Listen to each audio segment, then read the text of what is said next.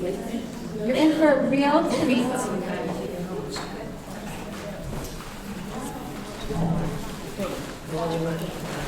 Those of you who were here last year got to attend workshops led by our next speaker. She's been a friend of ours for many years now. And actually, the person that we owe our thanks to getting to know you through is Raquel Plumber, still sitting in the line, who's very excited to do it. So, we met on the physics mission, which was it started following the philosophies and teachings that were long instilled in the world. And Laura uses her talents and abilities and her hashgados that she learned, and her life, which is her life mission, you can see, her life mission, is sharing what she knows with others with such a passion and enthusiasm. She's a leadership coach, a parent educator, a facilitator, a speaker. And she specializes in using Torah wisdom, psychology, and neurobiology to coach, facilitate, and teach. She's a leader in her community, and she's a leader among her friends. And it's really our honor and our privilege to ask Laura Goldman to share with us her wisdom. Thank you very much. And keep walking until that way. Warm yourself. Hey, Lynn, so good to see you. Some of you see me. Can you hear me okay with the slides? No, it's not there now. Not loud enough? Do I actually have to put my mouth on it? Whoever disinfectant will come to the next speaker. So I'm going to beg your indulgence. I am at the tail end of a lovely respiratory virus, so I will be coughing. You will know. But that is not a contagious situation, just so you understand. Like at the end, not the beginning. Second thing is, I was wondering, how many of you were here last year? Okay, so about half of who's in the room right now are going to, I think there are more people yet still coming. Okay. So what I'd like to do, and for those of you who remember last year, we spent a good deal of time being very practical. For my workshops, I really think there's learning. You need structure, there needs to be some of the learning, but I really enjoy much more getting you guys into using the skills that I'm teaching you than just teaching you about them. And the processing of that, which ended up taking a lot longer last year than we had expected. I think we're probably already off schedule, so you'll, I hope, be okay until dinner, even though that's what I'm up against next. The processing of what we learn is usually the hardest part. And that's the one that gets the most attention, and I want to be able to give time for that. So I'm going to move forward sort of quickly through the information, and then we'll talk about doing demos. Did anybody bring with them a childhood picture? Yes. In our room. In our room. In our room.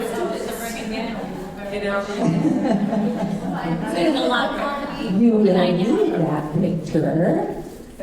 So we may take a 5-minute break for you to go, which is unfortunate, but it is going to be important. I'm ready for a second, and maybe about 15, 20 How minutes. did you deal with the ones that didn't bring the picture? I'm sorry, say it again? How did you deal with the girls that didn't bring the picture? That's okay. If you didn't bring a picture, that's not a problem. The picture makes it easier, but it's not the only way. You can use your memory. You can freeze frame the memory of yourself, the first one that comes to your mind when I say, think of a childhood moment for you before the age of 6. Something is going to come to your mind. We're not doing it yet, but don't worry if you didn't bring one. You will be able to still do the exercise, and I think you'll find it very important. Okay. So today, the topic that I was asked to speak about and teach on is called the connection code. That is not what I said. That is what it came out like. The connection code. You guys are working on building community, right? That's the main for this program. And so, how do you build community? If I say how do you build community, you're going to tell me, basic things. But it all comes back to connection. The question is, how do you actually create connections that are lasting? How do you repair breaks in connection so that you're able to come back? How do you make sure connections don't get lost in the process of doing the very important work that you're doing? Oftentimes, particularly when it comes to discipline with children, it becomes really hard to maintain connection while you're also trying to address behavior. But the first part of connection in doing anything is always going to be about connecting with yourself. Okay, so the Rav Wolbe teaches the Torah like this. He says that if you have a connection, and actually Rabbi Niven does the same, when you think about Bein Adam l'Chavero mitzvos, Bein Adam l'Makom mitzvos, but there's also Bein Adam l'Atzmo, right? So when you want to understand how to connect to yourself, how to find that ratzon point, you have to be able to connect your neshama with your guf, the nefesh. And so the first part of being able to connect with any person is going to be being able to connect to yourself. So those are words, but what does it actually really mean to be able to do that? So in order to do that, you need to have a particular element that is always going to be helpful to you in reconnecting to yourself, and it's going to be helpful to you in part two when we talk about how do you connect with the kids or staff. Everybody's living in administrator, right? So everybody's dealing with staff, right? As well as kids, right? So you can substitute these techniques or more for whomever. Doesn't matter who you're dealing with, your personal kids, your kids in the school, your subordinates, your husband, yourself. So it's going to work everywhere. In order to do this effectively, however, we need to be able to feel comfortable around each other. Because we're going to be doing some work that is going to reveal, hopefully, if you do it well, some very deep things about you. And it's going to be a little bit different. Most of the time, you guys listen to a sage on the stage, and as your kids, I'm sure, you still can't hear? Oh, I'm so sorry. You can't hear ladies? Okay, is it better like this or worse like this? Or like this? Better? Thank you for telling me. I'm going to try my best to make sure where if I have to speak up, I'll just speak up. Better? Okay, excellent. All right. Yeah.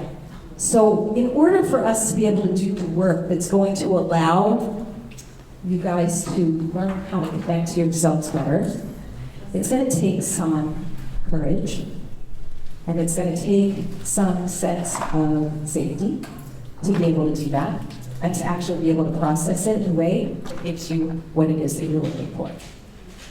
So I want to ask everybody if there are certain ground rules that they're willing to agree to here. The first and foremost is, are you able, for the time that we're together, are you able to allow yourself, just while we're here, to let go of judgment of yourself and of other people as you and others are going through their processing? Just for the sake of this time we're going to spend together for the next few hours. Can you suspend judgment? Right and wrong, good and bad. Just let people be where they are. Can we all agree to that? Yes. I'm including myself in this. I'm going to be doing this.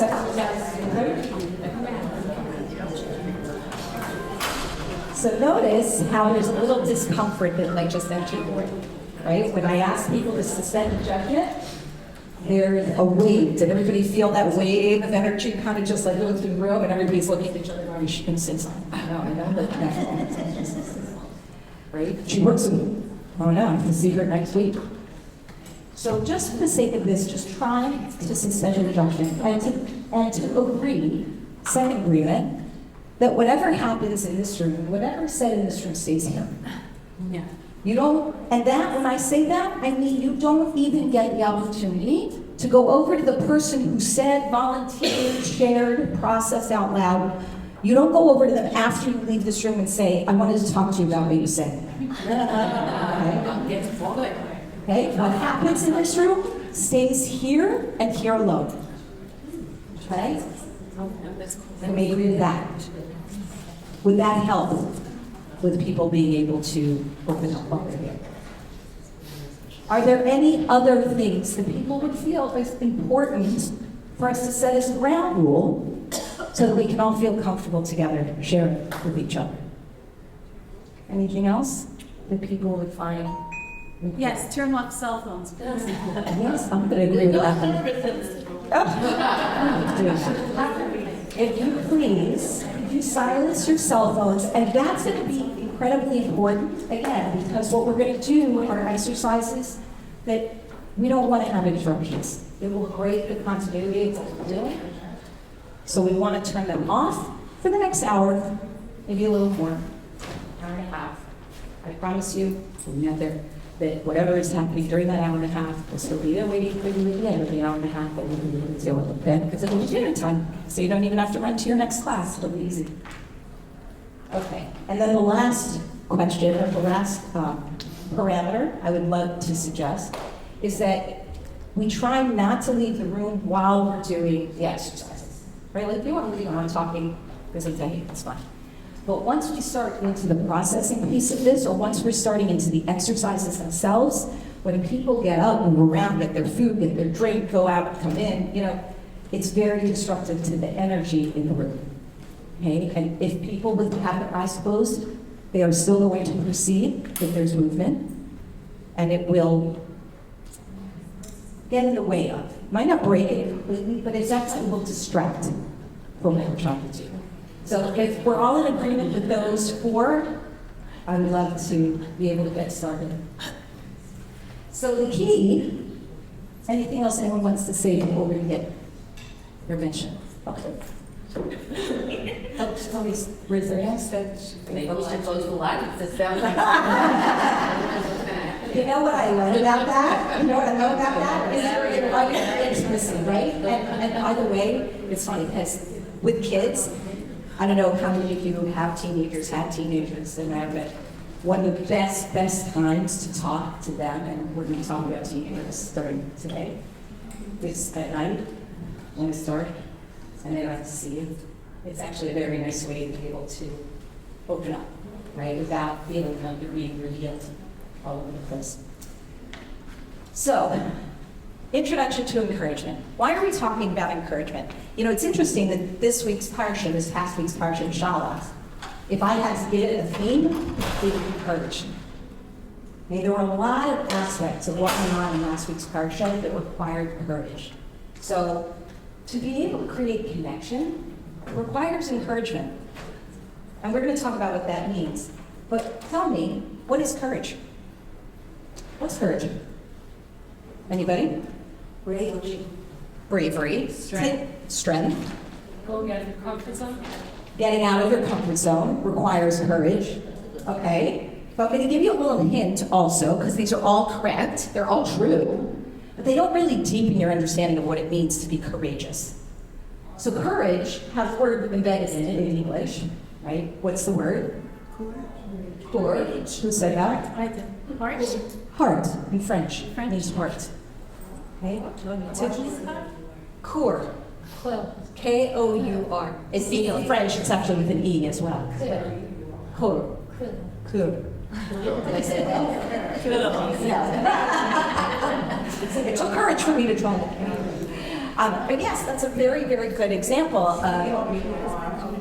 courage and the courage that it takes in order to be able to show up in any kind of relationship, no matter what it is, yourself or others. What is encouragement? So in the book, Encouraging Children to Learn, so these are two psychologists who lived in the 50s, 60s, 70s, and who were writing about learning.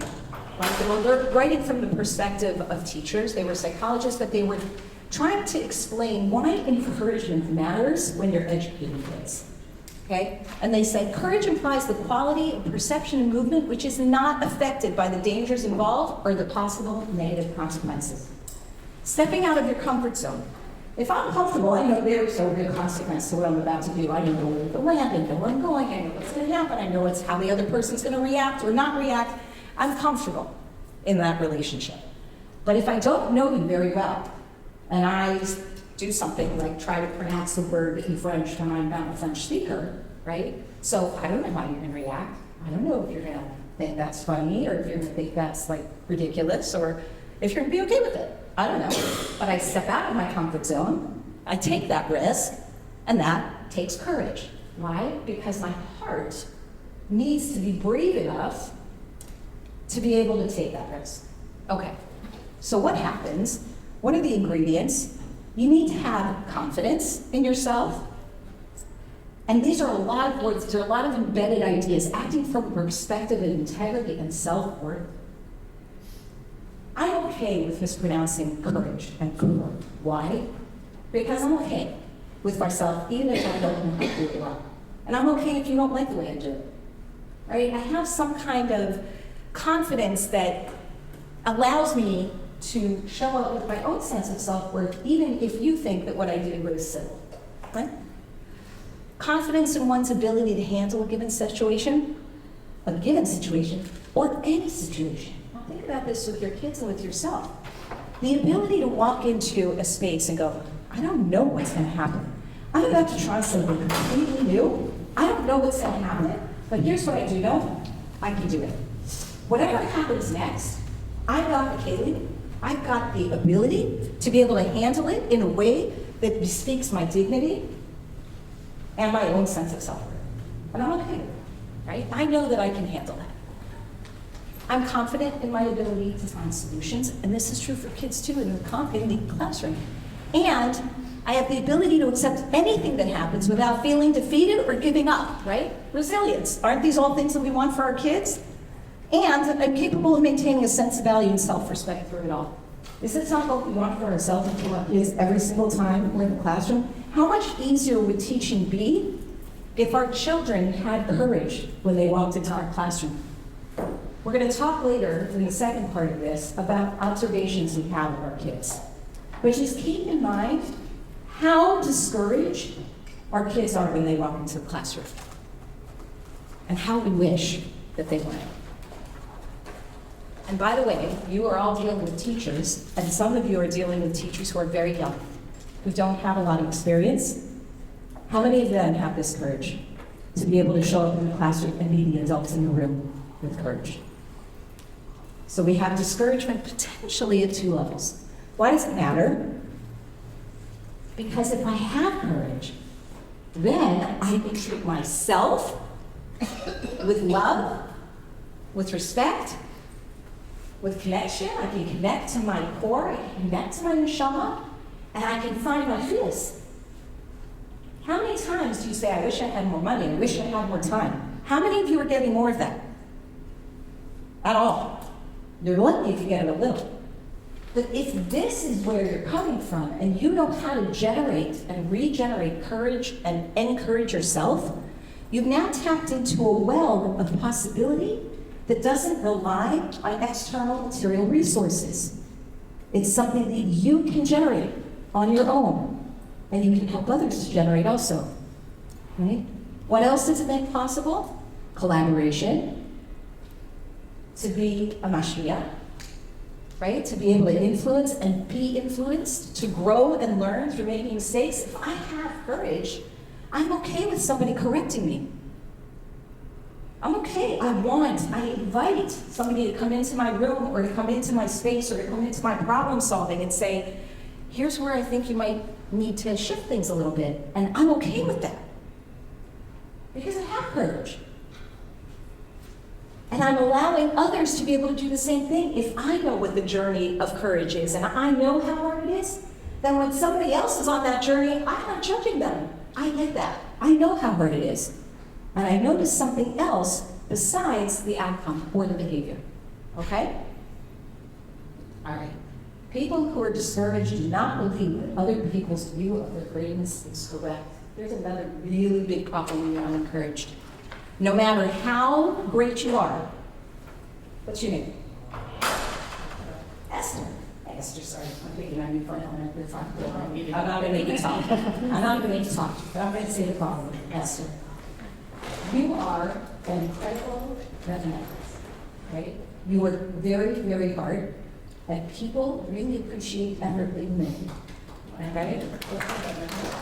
So you see, like that makes everybody kind of goes, oh, okay? Now, if you are somebody who lacks courage, what are you thinking about what I just said? It's not true. What do you know? If you only knew what happened yesterday, 2 days ago, sorry, it's your chance. If you only knew what happened on Friday in school, you would not be saying that about me. If you are not encouraged, you can't receive any feedback. Not positive, not negative, nothing. Because you think that the other person just really doesn't know. They're not bad, they just have no idea. So think about how much time and effort you spend pouring what you think is encouragement into your teachers and telling them how great they are and buying them gift certificates for this and having special appreciation days and da-da-da-da, and it's not doing anything because they don't believe you. How much more so those kids in the room? You say, you really could, if you have the potential to be, right? And you hope that's going to be enough for them. But it's not, because they don't think you know what you're talking about. Okay.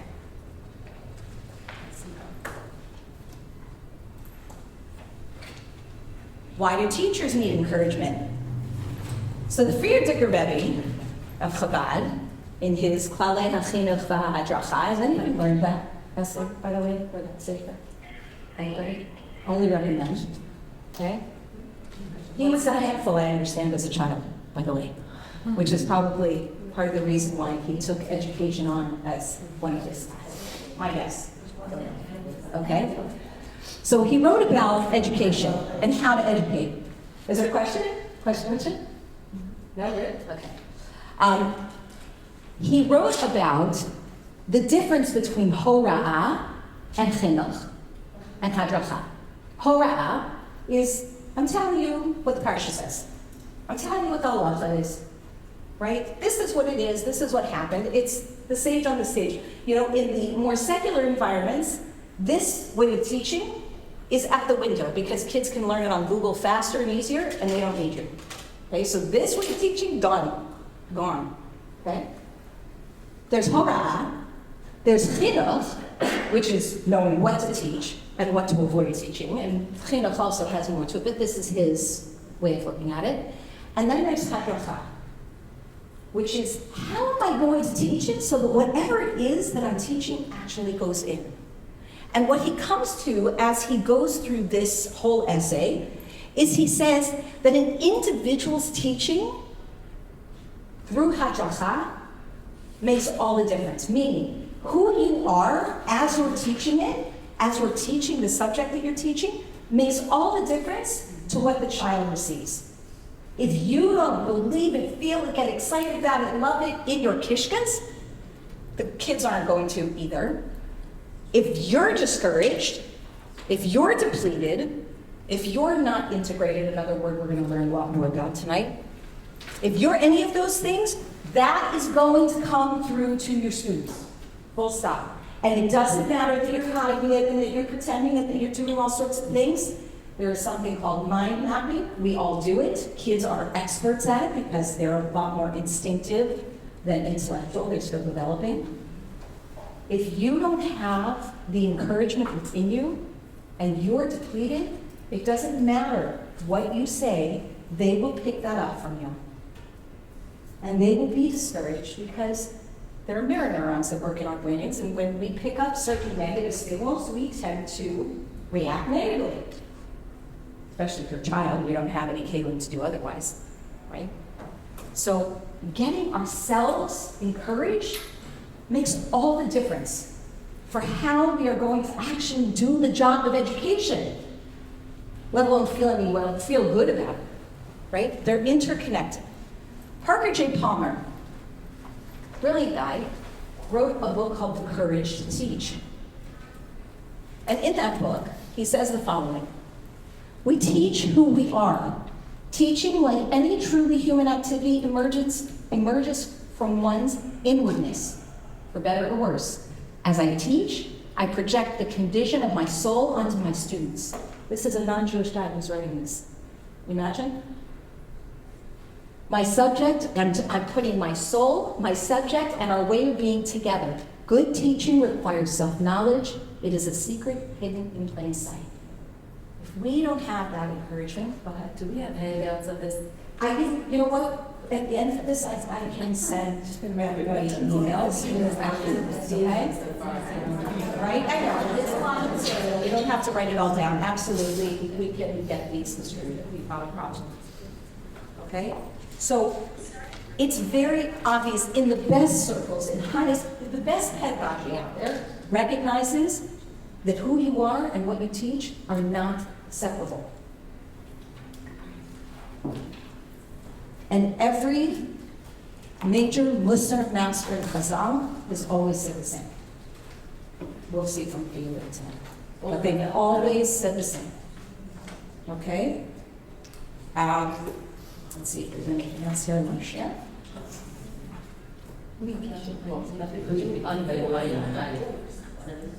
Okay. He says one other thing. Intellect, emotion, and spirit must be interwoven in teachers and teaching.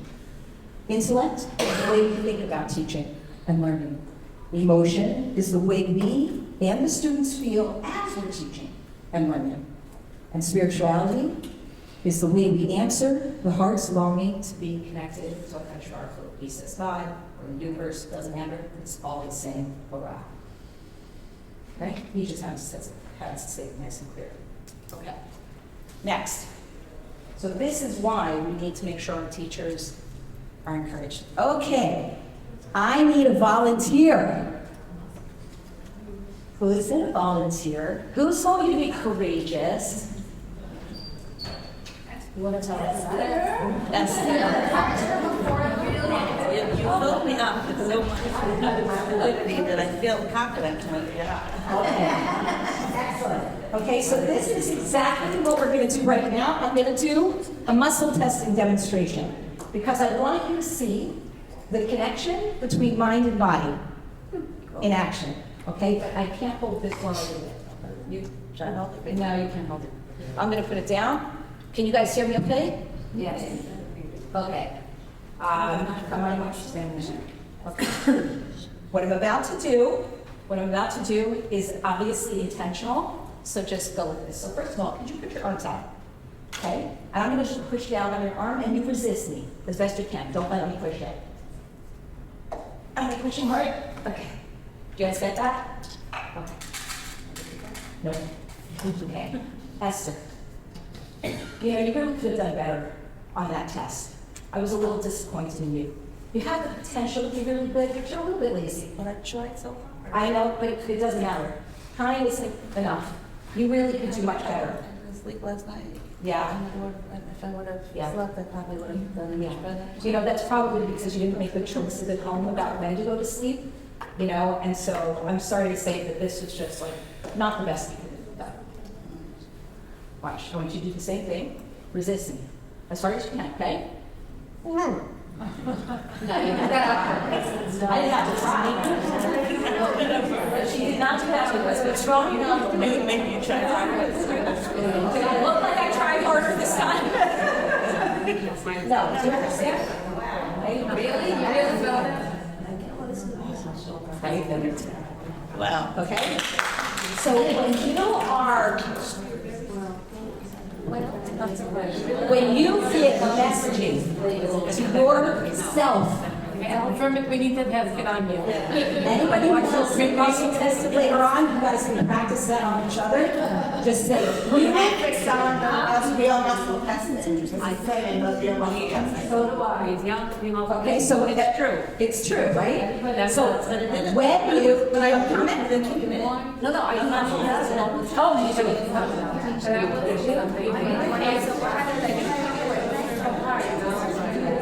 So even though you focus on solids, Okay, beautiful.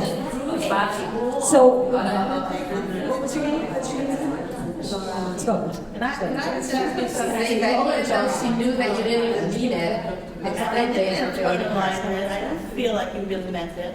So why does it happen? Yes, because when I give language of discouragement, your brain processes that And literally, your vagus nerve sends messaging to your body that there is something wrong. There's something wrong. And when I have something wrong, so I start to lose energy. Now think about how many times a day you say that to yourself. I really could have done that better. This is going to be a really hard day. I don't know if I can take this. That person's so annoying. You know, she really needs to blah, blah, blah, right? I really need to blah, blah, blah. The language of judgment and discouragement that we use on ourselves, think about how much energy that costs us. I gave you a small example, but you're doing that to yourself probably at least 20 times a day. Right? Yes. Because we're all high achievers here. That's why we're sitting in this room. You don't get to be a high achiever without a little self-criticism, right? No, that's what we think. And we all are here doing that. So that's just a very physical example of the cost of discouragement. And of course, we can carry that forward to our children as well, right? By the way, the reverse is true too. You can give yourself encouragement as well. So let's talk about how to do that. There are three major ways that I would, we had to summarize it. I'm sure there are more. But there are three major ways that we can encourage ourselves on the regular. Okay? One is going to take the childhood picture, we're going to do the exercise. One is through self-empathy. What does that mean? So imagine to yourself for a moment, it could be your child or your grandchild or somebody like that, or niece, nephew, it doesn't matter, somebody you love dearly. I don't care who it is. And imagine them sitting on the playground or playing or doing something really fun and having a really great time. And then imagine somebody coming over to them and going, "You shouldn't have done that. Stop that. You're being bad." Right? And they're yelling at that child. What are you doing? What's your reaction? He's there. Defend that, maybe. Do you see, she went oh, right? I feel that pain, right? There's pain here. And then there's the defensiveness. Stop that. Don't do that. Why are you yelling at that child? Not fair, not nice. What did that child do? He's just playing, she's just playing, right? But we do that to ourselves 20 times a day. We yell at ourselves and put ourselves down and criticize ourselves because of some made up, whatever it is, standard that or expectation that we've decided to hold in this moment, and we've come up short. Why do we do that? Why do we do that? There's a reason. Think for a moment. Why do we do that? Just logically. Why would you want to beat yourself up? I don't have it. Okay, so there's a habit there. Excellent, that is true. There is a habit. What's the habit? So the way to talk to yourself, to calm yourself. You're talking to yourself to calm yourself. It's not really all that bad. You're really trying to Well, you're being like it.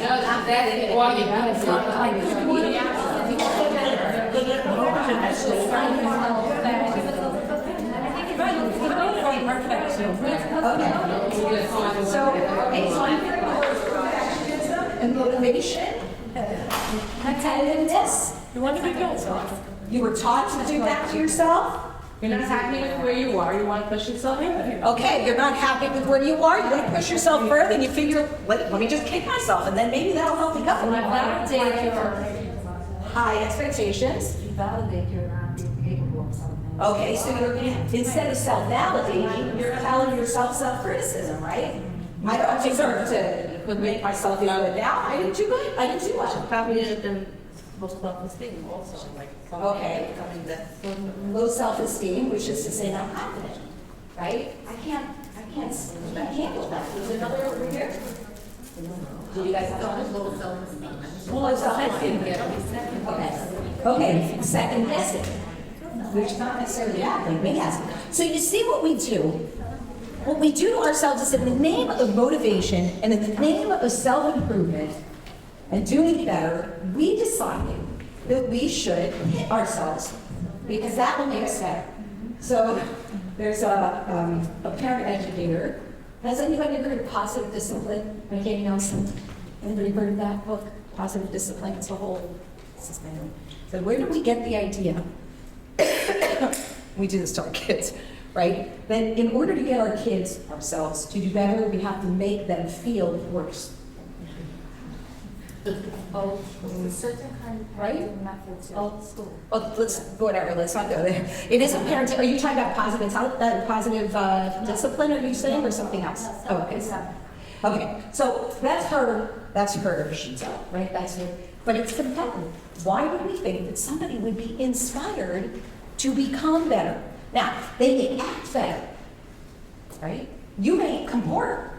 You may do what you need to do in that 5 minutes or in that 2 minutes because you got yourself there by hook or by crook. And so will children, right?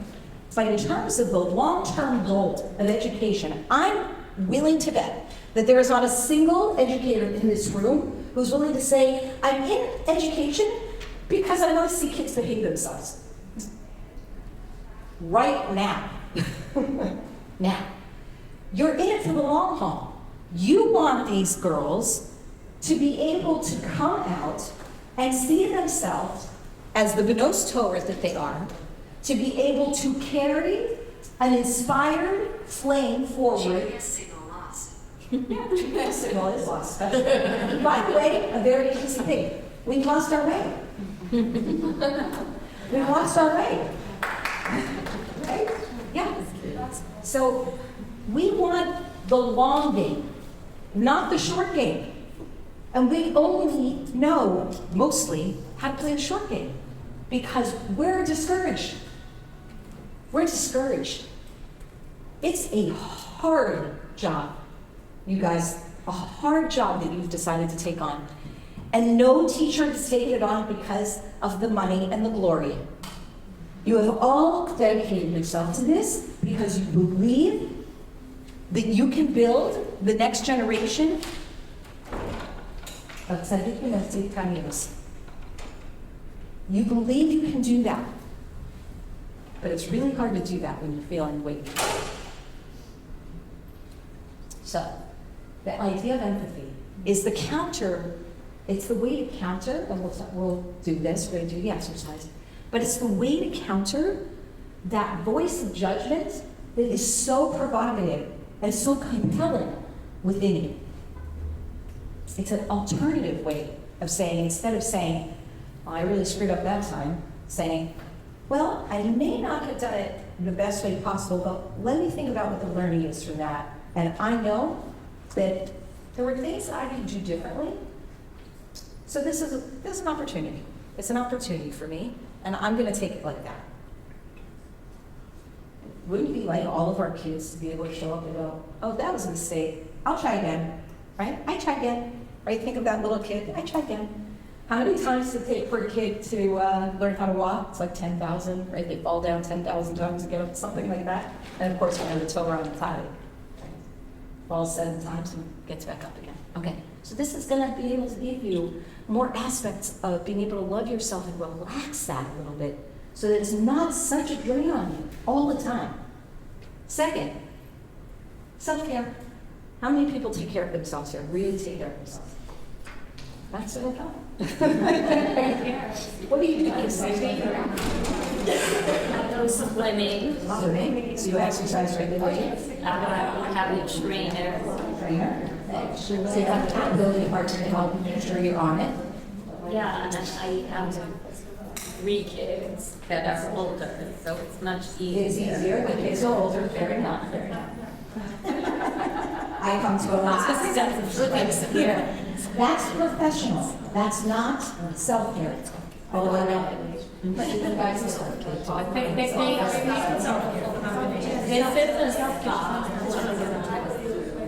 Yoga. Excellent.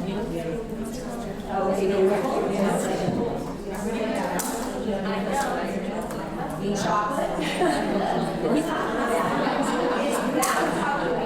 More of a vice than self-care. Take a day off and do something. non-confessional related, it's not homemade. Okay. So I'm gonna ask you, lady, she said she takes a random day off to do. Take care of herself. Tomorrow I can, I mean, it does qualify as self-care to take a random day off. Is it enough? Right? Random days off look really nice. They're like exciting, you know, just like go with the flow of it. And having regular scheduled times off that are just for you, so that you can replenish. Because sometimes you can't wait for that day. Right? It's really important. Go ahead, you were going to say something? I wanted to say, me, because I want to be like the queens of self-care. Need to allow self-care. Okay. Like healthy self-care. Like, for example, hiking, Exercise. exercise, and things. Just Yeah, exactly.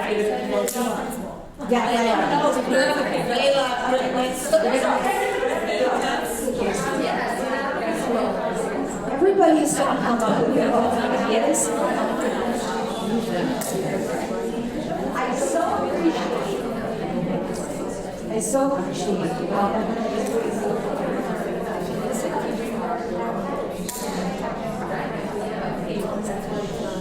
Okay, so the most important thing to understand is there's no one right way to do self-care. The point is it's mindful of yourself and what your needs are.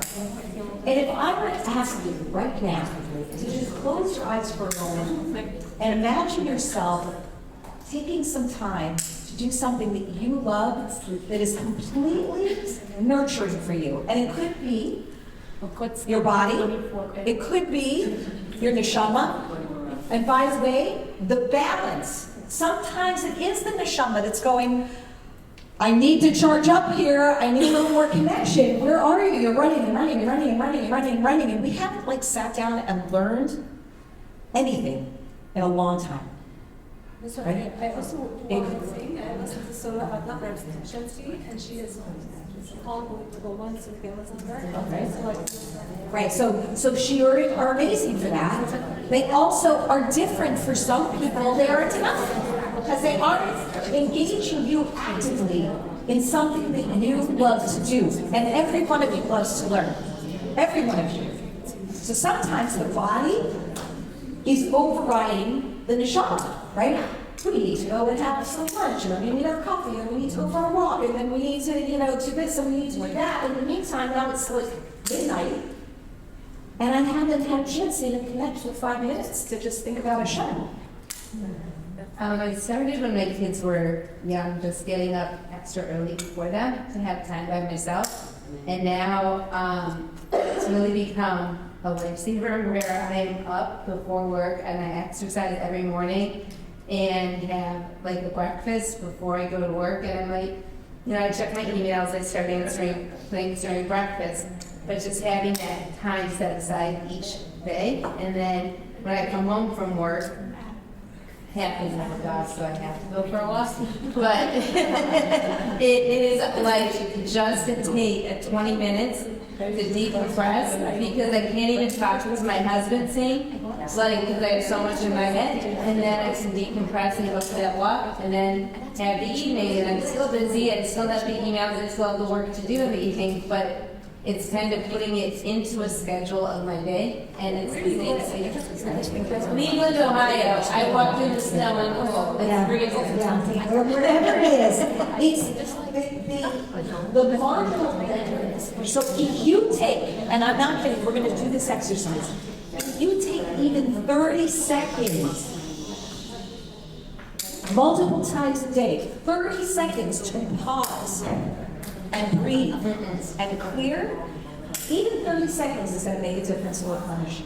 30 seconds. Okay, we're going to say something. I just want to know, how do you find the balance of guilt versus self-care?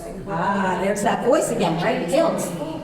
Guilt is where we have that childhood exercise which we're going to do. Okay? Guilt is another way of. Okay, I'm going to say this, and you guys are all going to yell at me, but I'm going to try and explain it. So here we go. Courage, courage. Okay. The neshama has the big view, right? here's where we're going, here's the landscape, here's how we get there. There's a long view. It's not just what you see in front of you here, body, but there's some purpose to what we're doing, and we're gonna push in that direction, okay? The body's like, man, I just wanna like feel good. Okay? I don't wanna feel stress. I don't wanna feel pain. I don't wanna feel discomfort. I just wanna feel pleasure, okay? Now, a neshama, a body needs to be trained. Think of like a young baby. They're selfish, they want, they eat, they whatever, like they want what they want. So a body needs to be trained. This is Mido's work. We're training our body to be able to comport to the alignment of the neshama that's saying, this is the Mahalik we want, not that. Okay? But the neshama also needs to mature, because the neshama can be really hard driving. And this is where the disconnect within self can happen. We think of the neshama as always being right, and it might be. But that doesn't mean that the way that it comes at us is beneficial to getting the job done. So yes, we want to be able to daven 3 times a day, every day.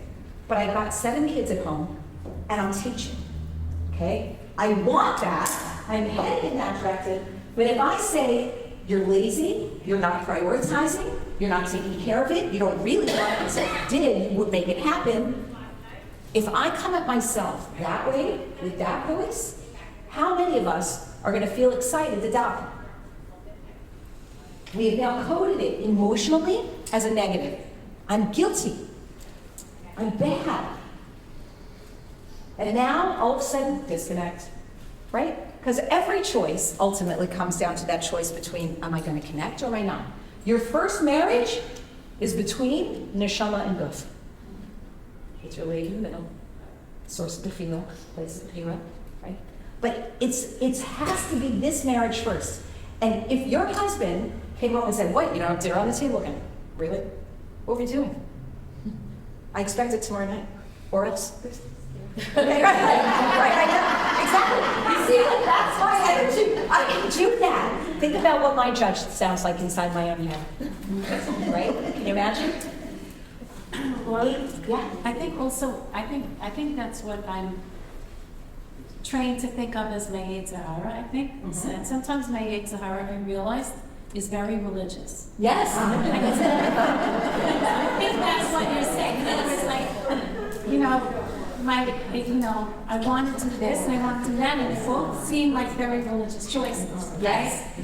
Taking care of my family or going out to a shir. Yes. Right? Yes. So my gut voice is telling me to go out to shir. Like, what's the matter with you? Why aren't you studying? And yes, this is the choice I should. And you see what happens. It's not just second guessing. It's you have no clarity over how to make that decision, because you're wrapped up in the judgmental voice that takes your dearest values and turns them into a pretzel to beat you with. It's kind of a funny image, but you know what I mean. Did somebody have something like that? So I'm a principal now for 20 years. And after 5 years, when there was a lot going on, after about 5 years,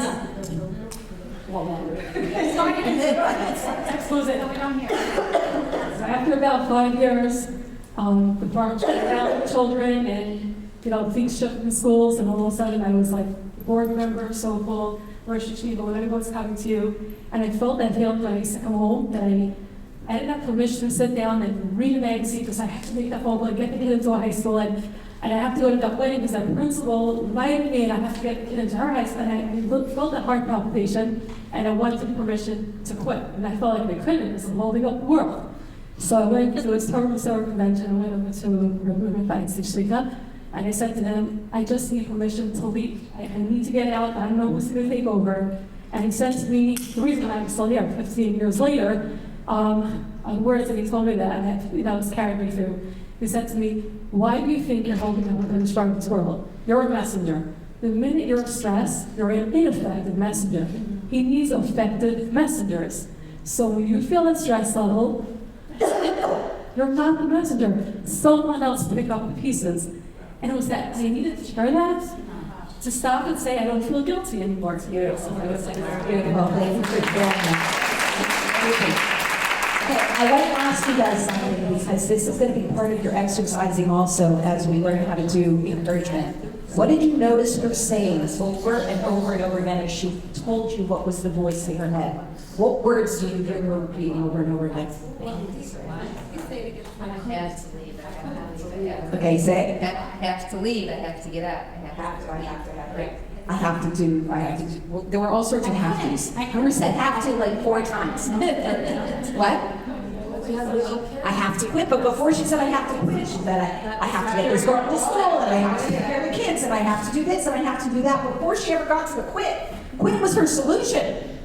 She's like, I'm dying here. I'm being buried alive. We wake up with that voice, I have to. Yes. I wake up with that voice. That voice of have to? No, but with my family, with Yes, I know. with myself, everything is have to. Yes, but it needn't be. That is your voice, and you get to change that voice, right? If you're looking at that little child, I have to call you guys, I have to go to work, I have to do the meeting, have to respond to the email, have to sign up. have to. I feel like Okay, so that have to is the judgmental voice that's beating on you in your head. I choose to. I'm ready to. I want to. I will. Those are words of encouragement. Those are powerful, courageous words. I am willing to. I am not willing to. I'd like to. I choose to. Yeah. Here, when you say, I choose to respond to this email now, does that feel different than I have to respond to this email? Yeah. and I get to make dinner for my kids. I get to make dinner for my kids. I love to make dinner for my kids. You hear? You've changed the voice in your head. You've changed the energy in your body. You now have released resources to make dinner and answer emails. Is this like affirmations, like positive affirmations? Well, it's not exactly positive affirmations. That's another way. That's another technique, right? I am good. I'm lovely. It's like writing it on lunch boxes. That's right. You said wiring. What? I started writing positive affirmations on my teenage boys' lunch boxes because I felt like it's something new that I learned that I didn't get to give them when they were Okay, younger. good. So we're gonna learn. The me, mom, the whole lunchroom said it with me. I am smart.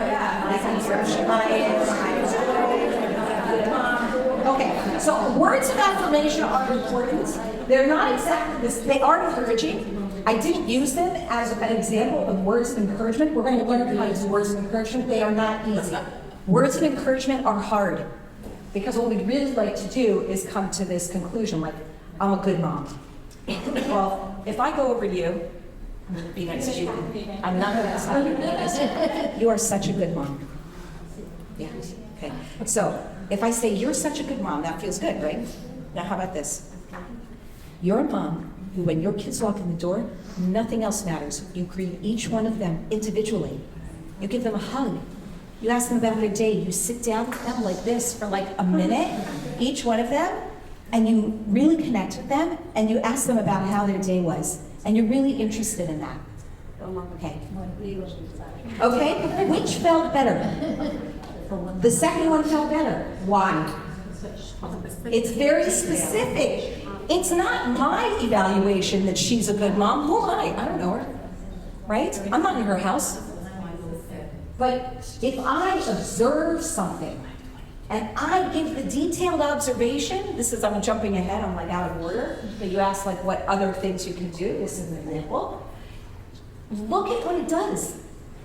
Now, if I say to you, your kid's gonna come home like it's gonna be very chaotic, right? What do you think of yourself? Tomorrow, you're gonna come home, after having been, or 2 days from now, when you have been gone for 3 days, right? And your kids haven't seen you.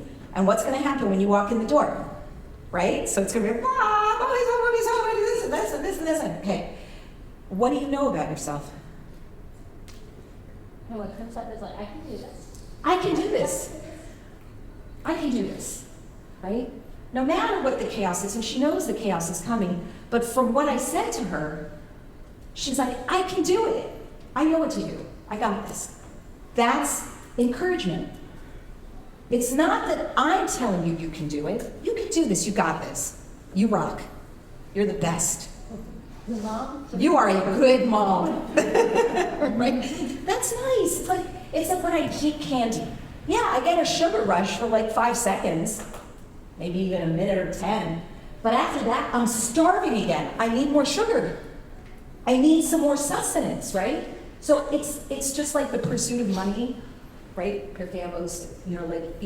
When you are pursuing something that will not satisfy, no amount of it will ever be enough. And that's what happens to the kids, and that's what happens to ourselves. Because we are feeding ourselves candies instead of giving ourselves good nutrition. Right? I have to. I'm good enough. I can do it. Okay, those are good and important words. How do I know? Those are even better. I know because last year, this happened, and I did that. And I came through it. Not only did I come through it, everybody came through it better. And here's what I had done at that time, and it worked. That's how I know. I'll figure something out that's going to work next time.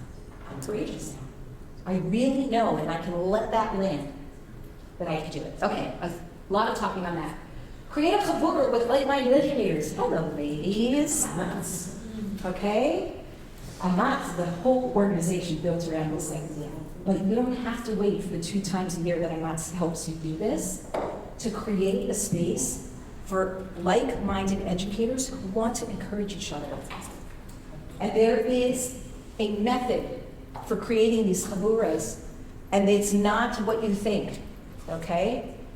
The chaburas, I just want to be clear because this is again from Parker Palmer. And it's also from the Piazetza. Yeah, the Piazetza. How many of you have learned the name of Shabbat Tova? Okay, you got the idea. So, the name of Shabbat Tova was written by the Piazetza Rebbe. Everybody knows who that is? He was the Rebbe of Warsaw. So it was about... He wrote Kodesh Kodesh, exactly right. Okay. He wrote a book. He wrote a sefer called B'nai Machshavah Tova. So before he wrote Reish Kodesh, he was very invested in helping Yidden be able to connect and feel their connection with HaKadosh Baruch Hu. Right? The same idea, this is not the same objective of these chaburas necessarily, although that is a piece of it because we are mechanchos, and that's what we do, it's our bread and butter. But it's not just thinking, this is how, this is what. It's actually creating experiences where you come together and you are able to help one person who is having a hard time and is trying to figure out how to connect to herself. Remember? Neshama Leguf? She's in a state of disconnection and she meets him. And each chabura, each time the chabura meets a different person, and I give you written instructions about how that is supposed to work, but that there is a council where you can come and in complete, non-judgmental, I'm not offering you advice, I don't have your answer for you, but I can respectfully ask questions and notice things that may help you find your endless. Because each one of us has our own. Sorry. I just want to say that Bela's the queen of chaburas. She's calling me. Right? Chaburas are Metzi. Every single day there's another chabura Metzi. People are. Okay, but this is there. This is not I mean, I really mean a chabura from chaverim, right? Like from chavera, where it's not. I'm not coming together because I'm going to teach you something and I'm going to tell you something and I have your wisdom just for you and I'm going to give you advice and I'm going to, people think encouraging is giving you the answer. That's very discouraging. I will tell you right now. The minute you've given somebody their answer, you know what you said to them? For you. If it weren't for me, you couldn't figure it out. So let me help you. The most discouraging thing you can do is to give someone their answer.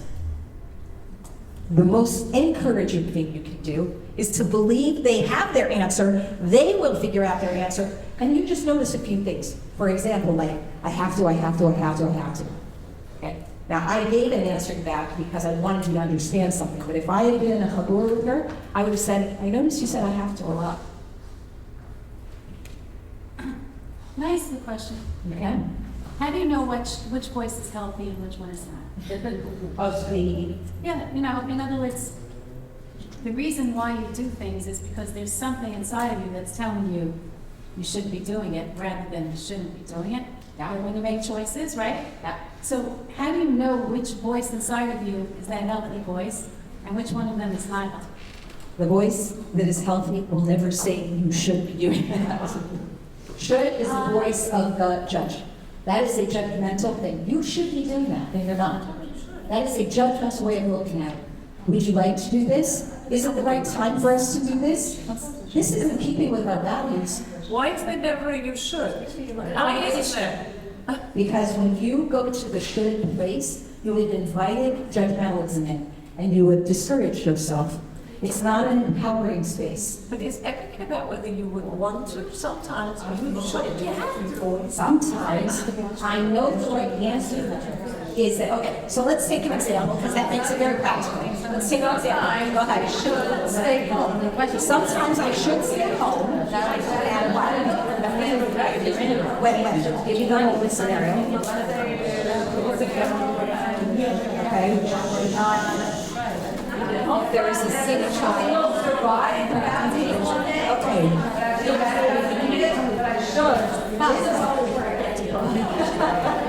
Okay, so here, let's take a real life example. So I have a sick child at home, and I need to go to work.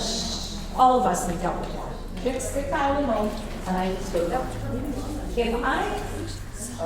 If I am in a place, you think I would learn, but I still have not learned not to walk in front of that. When can you say I don't hear you? Okay. I think that we'll hear you better without the mic. Do you think you're here? You better not the video will. It's okay? Sorry. I'm just gonna hold it here, and if I need to use it, you let me know. Okay. When you use the word, so the example that was given was my child is sick at home, and I need to go to work. Right? I have conflicting values. That's always where it becomes hairy, right? They're both important. They both are values driven. They both are meaningful and purposeful. How do I choose between them? Okay, now, I should stay home. I should go to work. Could you imagine that that gave you more clarity? I should be staying home. Do you get a second thought about that? I really should be going to work because there's, right, okay. So there's the second thought that happens. I should be going to work. No, I should be staying home. How am I going to make that decision if I'm constantly saying I should? They're both shoulds. They're both important, meaning they're both in the hierarchy of my value set. So when I say I should, I'm automatically losing. Because no matter which one I pick, one of them's right, but one of them's wrong. So what should you? And I'm automatically, right, so how do you choose? How do you talk to yourself? How do you talk yourself through a choice like that? So if you were to jettison the should, I should do this and I should do that, what would you do instead? Just think about it for a second. Slow down. I have two competing priorities in front of me. What do I need? What? What's the difference? Why is that different than saying I should?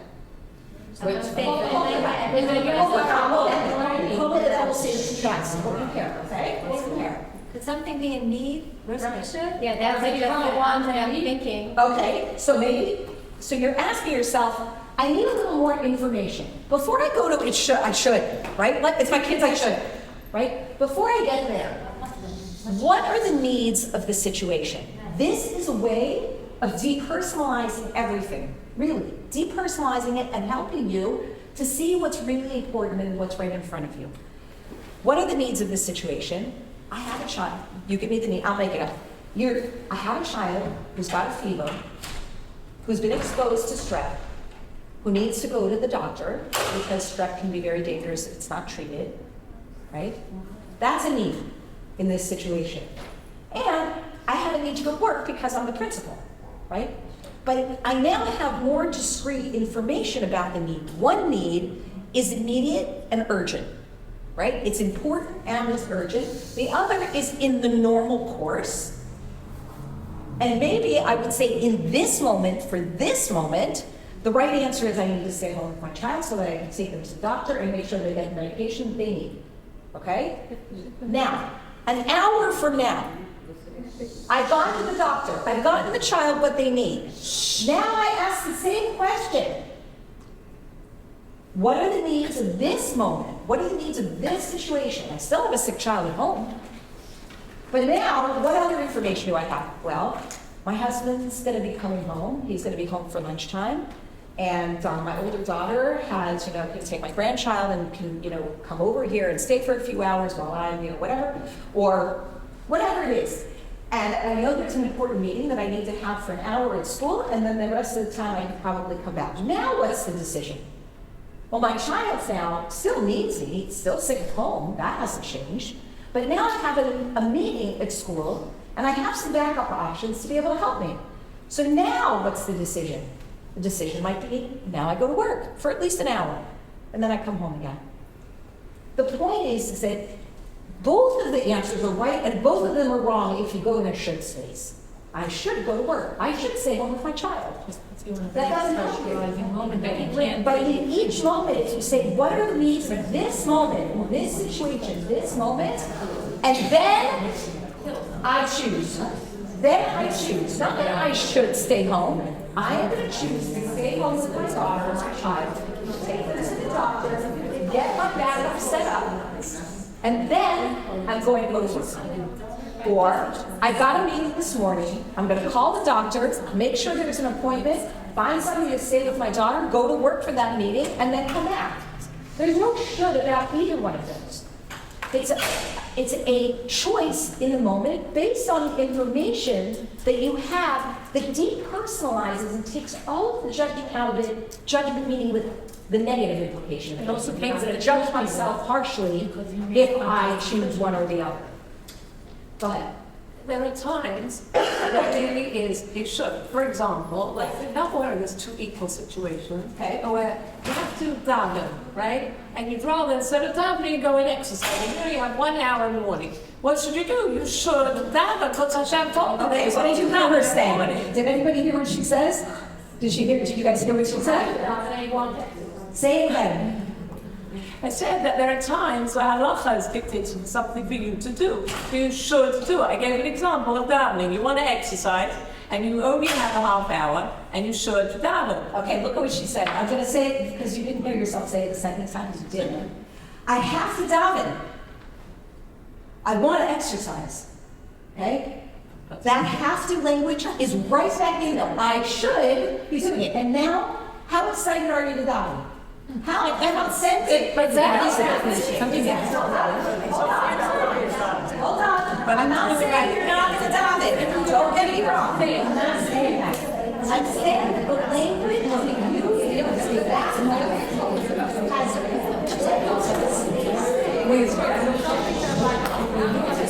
just going on. At least I made the right decision because I did what I did. It wouldn't be. A Yiddishkeit is, a Yiddishkeit has to do everything.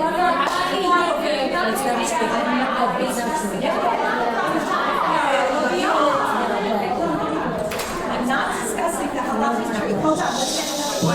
Hold on. I think the piece is that if you say you're depersonalizing and saying here's the problem is I want to exercise and I have to daven, or I want to daven. Davening is important. I do that every day. It's part of my life. How do I make that work? So I don't do that. I only have a half hour. Is it possible for me to get up 15 minutes earlier? So I'll do a 15-minute walk down to a 15-minute. I'll say, Baruch Shema, Shema, whatever you want to do. Like however you do, but it's making a touchstone with yourself with knowledge rather than just reacting. Like I'm not including my hours.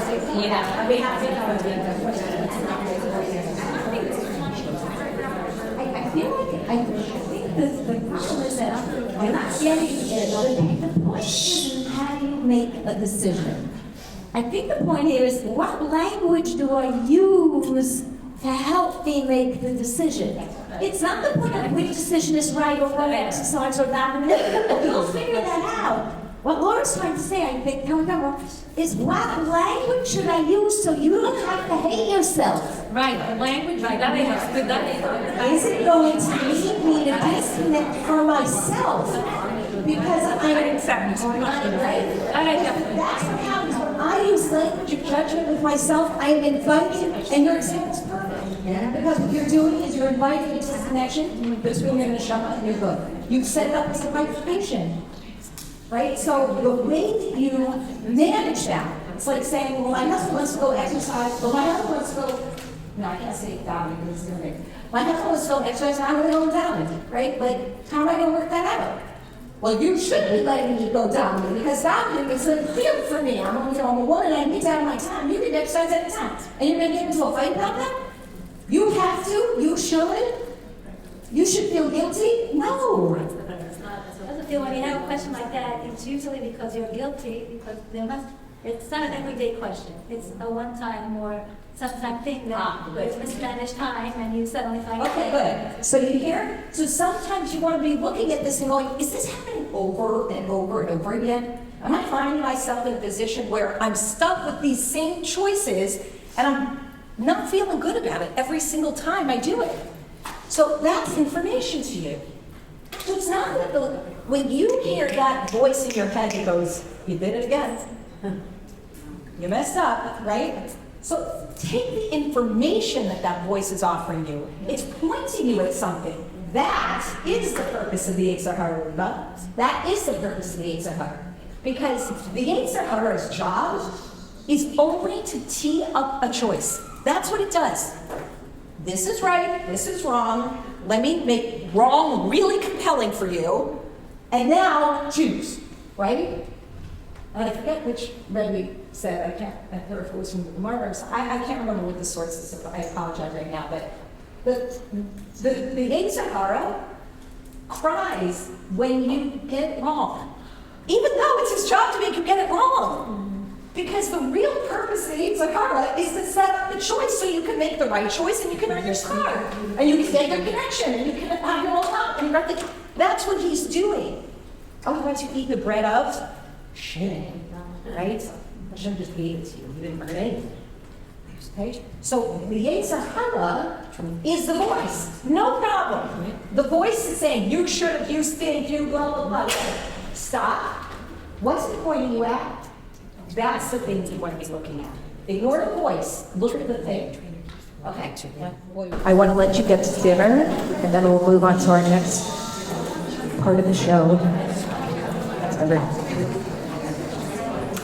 Everybody can hear me okay? Because when I do the visualization, I'm going to get very quiet, so I want to make sure you can hear me. Okay. We're going to do our inner child visualization. For this exercise, you will need your childhood picture. How many of you do not have your childhood picture? Okay. Okay, it's okay. It's fine. Yeah, no, we'll make it work. For those of you who do not have your picture, you're going to keep your eyes closed, and I'm going to walk you through the visualization. For those of you who do have your picture, at a certain point, I'm going to invite you to open your eyes so that you can look at your picture, because it will be helpful.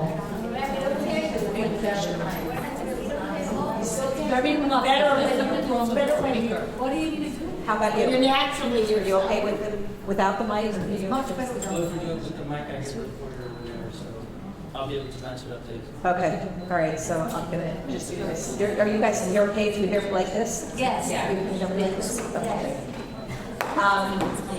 Okay, for those of you who are, don't have a picture, it's okay. Keep your eyes closed.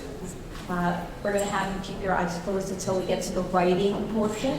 For those of you who do have a picture, after I've grounded you, I'm gonna invite you to open your eyes and look at your picture. Okay? Here's how it's going to work. We're going to be looking at that, and each of you should have a journal or a notebook or something like that that you have. A Montesquieu, I'm sure, in your bag, something with writing materials. Take out a pad of paper and a pen. Make sure you have those with you as well, because you're going to be writing down your discovery. Okay? As you see, this is the process that we're going to follow. I'm going to get you grounded first with some mindfulness techniques, which you are, I'm sure, who has never done mindfulness work? Who's what? Who has never done mindfulness work? Okay, so most of you have, some of you haven't. That's great. So this is going to not feel new to most of you, and that's really good, because sometimes in the very beginning, when you first try some mindfulness work, it can feel a little uncomfortable because you're being asked to close your eyes, and you're being asked to do things and focus in on things, and you're thinking, nobody else is really closing their eyes. Are they watching me? Somebody's watching me. They're making fun of me. It's just going to be so funny. I'm going to, because 98% of this room has done mindfulness work before, you don't need to feel scared that somebody's watching you. They're not. They're watching their own inner body. So I hope that invites you to relax a little bit also as we go through this. I'm going to take you to this picture. That's me. But to take you to this picture of yourself, and then you're going to be writing down observations of the child you see in front of you. So I'm going to allow myself to be a Dumas just for a moment. So if you look at that picture, just shout out some adjectives that you notice when you look at that picture about that child. Carefree, creative, alive. What? Alive. Alive. Okay. Strong. Mischievous. Carefree. You get the idea? So if you find that you have trouble looking at your picture, some people have pictures that are, especially ones we're doing in their mind, sometimes they pull up the picture and it may not be the happiest moment, but it's the one that comes to them, and that's okay. Even with the not happiest moment, you're not doing a video. It's a freeze frame. You're just looking at that child frozen in that moment in time, and notwithstanding the fact that it might have been a sad moment and you know it, you are going to be looking for the positive characteristics of that child, notwithstanding what you know about the circumstances that that picture was taken in. So it doesn't matter if it's a sad picture in your mind, and it doesn't matter if it's a happy one. Either one, you want to freeze it, and you want to look at it and just let words come to you. Don't judge the words. Don't analyze the words. Strong. Some people saw strong, some people didn't.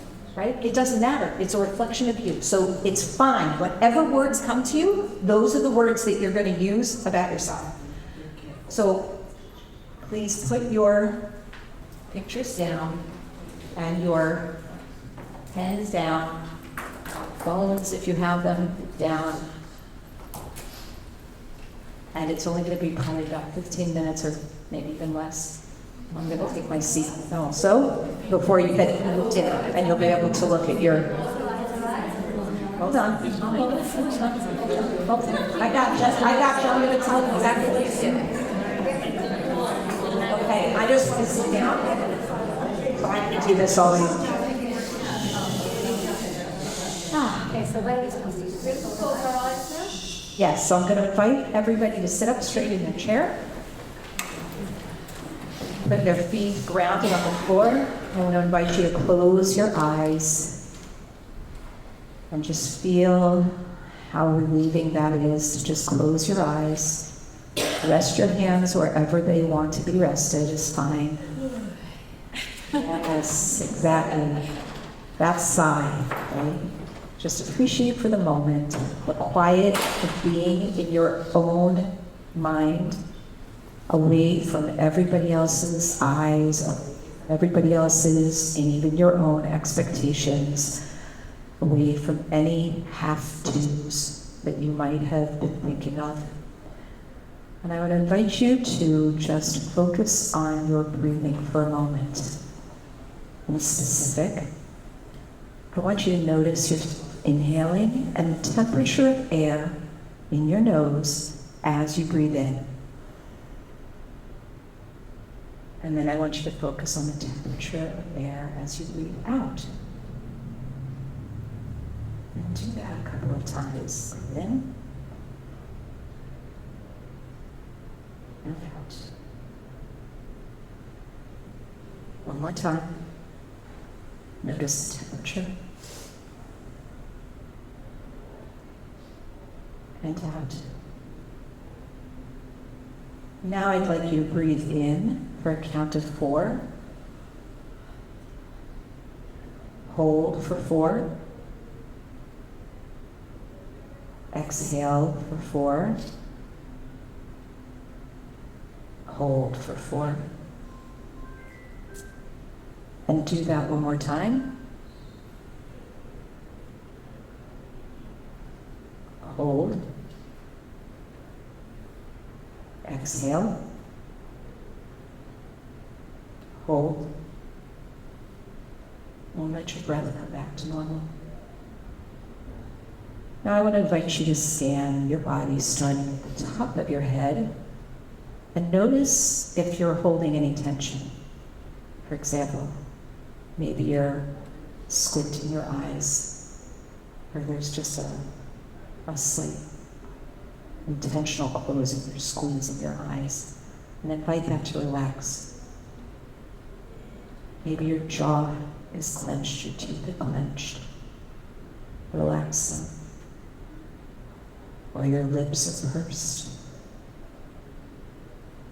Relax. And then go to your shoulders. Notice if there's any tension that's being held there. If it is, invite that to relax. And just let all of that energy flow downward through your arms and out of your hands.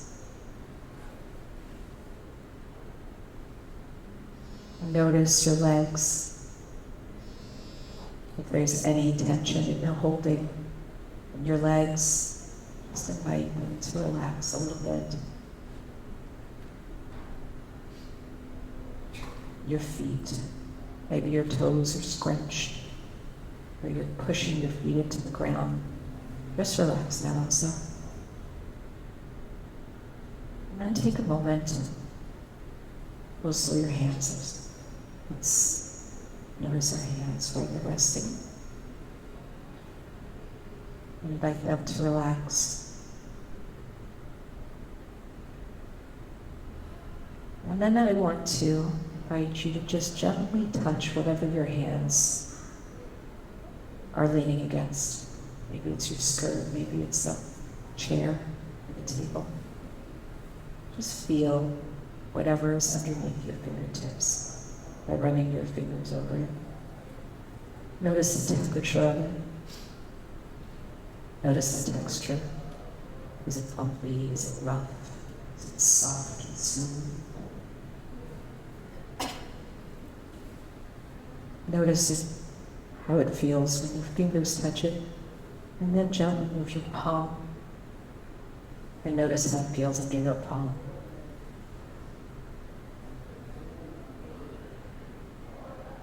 And just relax your hand again.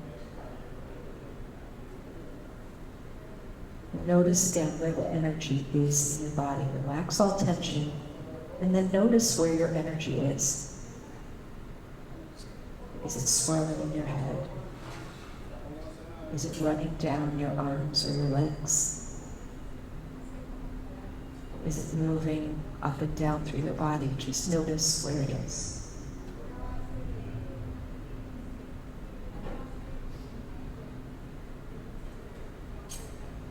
And I want to invite you to turn your hands, palms up.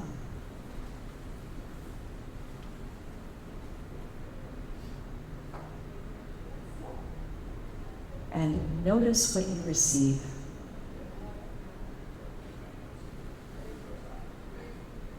What's coming to you? What energy do you feel?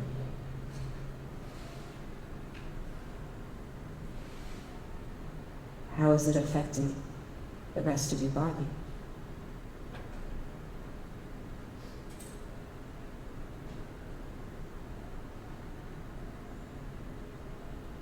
And then gently turn your palms back over. And if you have your childhood picture, it doesn't matter if it's on your phone or it's in person, I'm going to invite you to open your eyes and start looking at your childhood picture.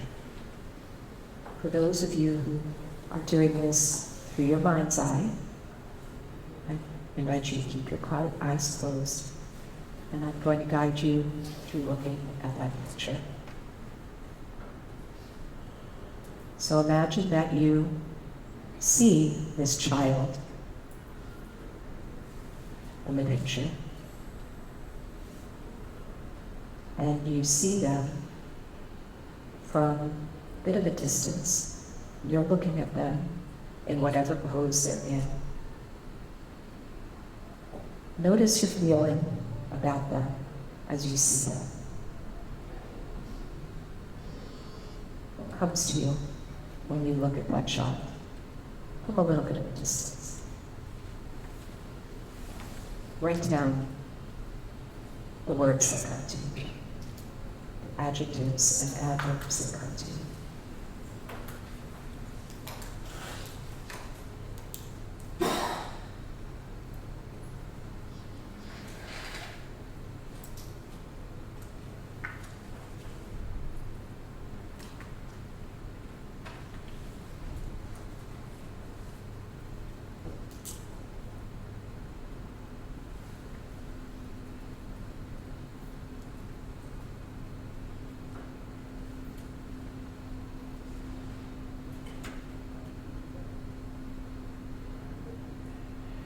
If your mind wanders, just bring it back to your task.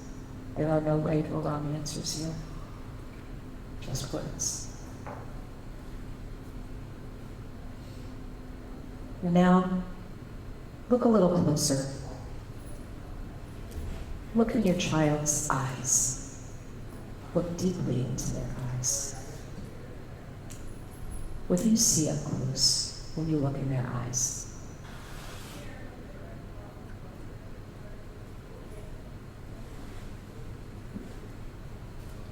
Write down those words.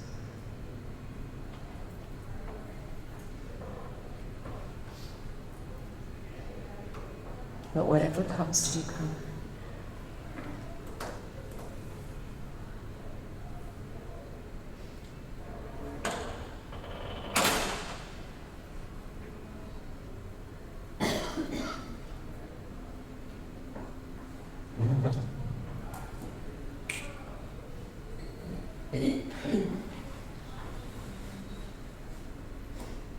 Now let's zoom out just a little bit more so that you can see their whole face.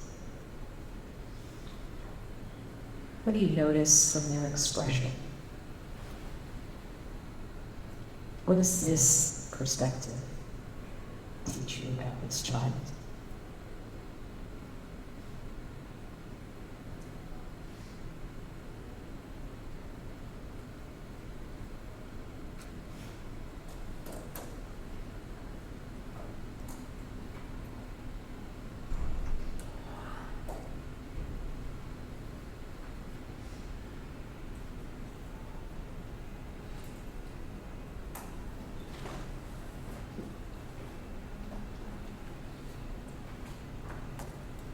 And now step back a little bit further so that you can see the child's whole self.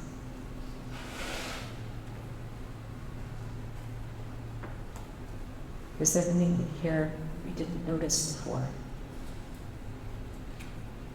What position is the body in that gives you information? What's the body language telling you about the child?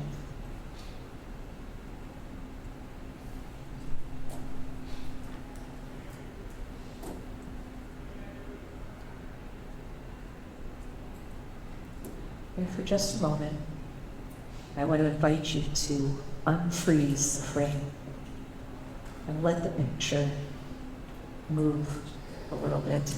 Imagine yourself meeting this child. Not in the context necessarily that the picture is in, but you now get to meet the child. and engage with the child.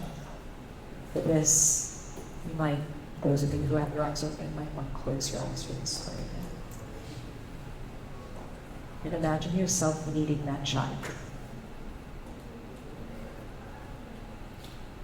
Notice how you feel around that child.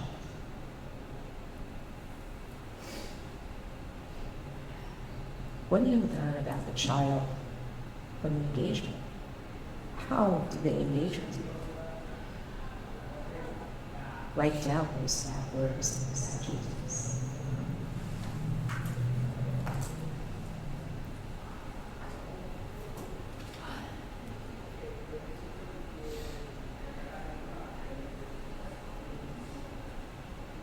And for a moment, ask that child, what do you wish? What do you love? Listen to their answer. What do you wish? What do you love?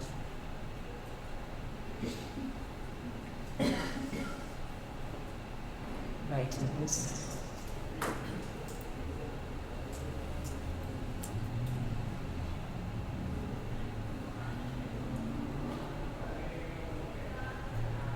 When you're done, you can thank your child for their time playing with you. Take your lead. When you're ready, open your eyes.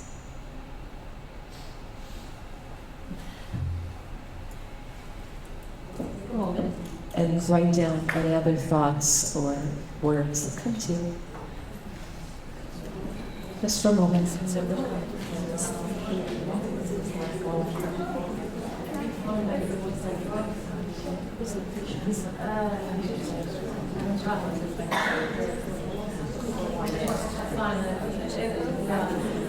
So,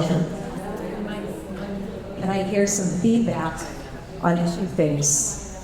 First of all, how did you feel while you were doing that exercise? It took away my migraine. Took away my migraine. Yeah. Yes. That's a form of biofeedback. They can't actually do that. And what you're doing is you're activating your ventral vagus, and it's a nerve. It's the longest nerve in your body. It has a front, a ventral side, and a dorsal side. It's part of the autonomic nervous system. When you're in ventral vagus, you can think, you can see inwardly. You can calm your nervous system even when it otherwise might not be calm. You can choose to do that. You're doing this kind of exercise. Not the visualization part, of course, but the grounding. You can do that for you. Okay, so got rid of a migraine. Anyone else? What else? I had a hard time with the last question. The baby is a little young, and you can't expect to want to be. No, what they wish. What do you wish someone gave? Like, What do you wish and what do you love? It's not about what you wish to be. It's just what you wish. I love how you asked that question just now. Okay, what she said was, I didn't understand the last part. What do you wish? When a child is under 6, how do they know what they want to be? It's not about what they want to be. That's okay. What do they wish? What do they love? Some people have challenges answering that or not. But what I loved about her question was, why is it hard for me to answer the question, what do you wish? That's a very good pointing word. Okay? Is that what you asked? Why is it hard for me to know the answer to that? Why didn't it help me during it? Everything else was easy. I could find the descriptors. I could see myself. I could see my inner child, but it was hard for me to transfer to the space of wish. What does that child wish and what does that child love? That's a great point of inquiry. Go ahead.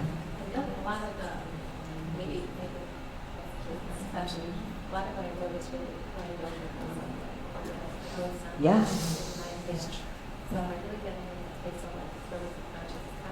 Yeah. Yeah. Okay, good. So the question is I know a lot of stuff about myself, so the things that came to me are the things that I know about myself, and that's totally fine. How many words did you write down? How many? Approximately. 30. How many had 30? How many else? How many other people were able to come up with 30? 30 words to describe that child. Anybody raise your hand if you had around 30? Give or take. All of them. Yeah, all the questions. I have a question, because from the vantage point of myself today, and I'm looking at that child, and I wish different things than what that child wished for themselves at that point. Like when I was a little kid, I wish I could be a mommy. I wish I dressed up like I put on, high shoes and whatever when I was a little kid. But now I'm thinking like, let's stay the innocent thing, and I'm like, what do you want me to write? What I wish for the child, or what the child wishes for themselves? What the child wishes for themselves. And by the way, there's no right or wrong answer to that question. What do you wish can be a question at this moment that you are asking your child to weigh in on, or it could be your perspective of what the child themselves would be holding. You can see that child wanted when that child was that age, according to what you want now. Right, exactly. So it's what did that child want at that age, informed by who's looking and who's asking. Right? Because you are there. You are there. It's a lot of what I still want. I'm sorry? A lot of what I still want. Yes, so a lot of what you still want comes through. So what I'm alluding to that is that you have done some of this work before. This is not new to you. You've been working on this, right? So now the question for you, so first of all, she came up with 50, not 30. And that's my challenge to every one of you. That's when you do the work, I can do that. The 50 descriptors, positive descriptors. We hear that, because you write the book, you describe the local physical traits, or just your personality. But they're not all. She described. I tried cutie. Yeah. Was it 50 same words? Did I ever use the word? Yeah. Did you ever reuse a word? Okay. Which word? She had one word she used. Maybe 2, maybe 5. Let's give her 5 out of it. Yeah, but it's not. They're slightly different and they have a difference. It's just people that the time. They all reflect light. Okay. So questions, what do you do with this? So first of all, let me say to you all, did anybody find this hard to do? Did anyone find it hard to do?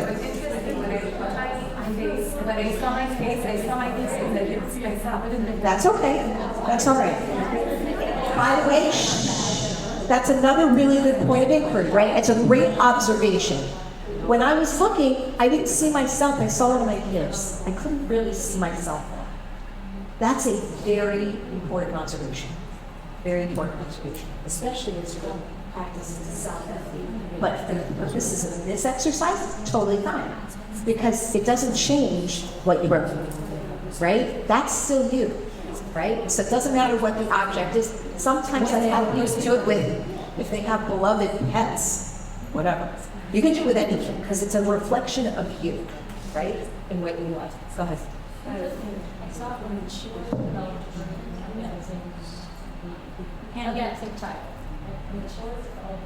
When you spoke to her?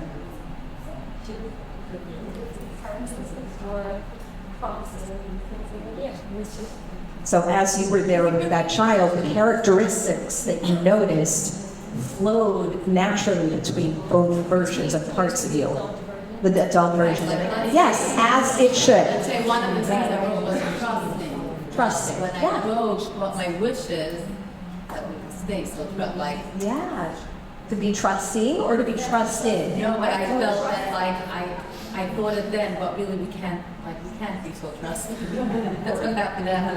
Okay, that's the what happened. So the wish is, I want to be trusting. what reality is. There, no, the reality is that's a choice about trusting. When, how, and with whom, right? Not everywhere, not always, but being trusting, yeah. So that's a longer conversation. So what do you do with it? So first of all, every one of you should not stop this exercise until you've got 50. 50. I know, most people go, what? I can't say 50 nice things about myself. Yes, you can. Go ahead. And I also know that there was something going on in my life. I think my mother had a baby that time, and I think she was taking pictures of girls. So I was a little uncomfortable. There was something there, there was a blockage. There was something there. There's something that wasn't. And when you look, if you look without being aware of that, just look at her. Just look at her. Oh my gosh, she is adorable. And look at that. And she was like, love her speaking with her. Okay, so the task is 50. Then, when the way that you use this is when you get stuck in a place where you're reading on yourself. You go back to that picture of yourself. You conjure it up, whether you look at it, this is it, in your mind, doesn't matter. And you take out that list. The essential you is that all of those pieces of you are essentially you. And if you're speaking negatively about yourself, you are massive. All of that greatness that's sitting right there in front of you. And you can ask yourself, would I want to do that to a child who has all of that? Would I speak to a child like that? Never do it.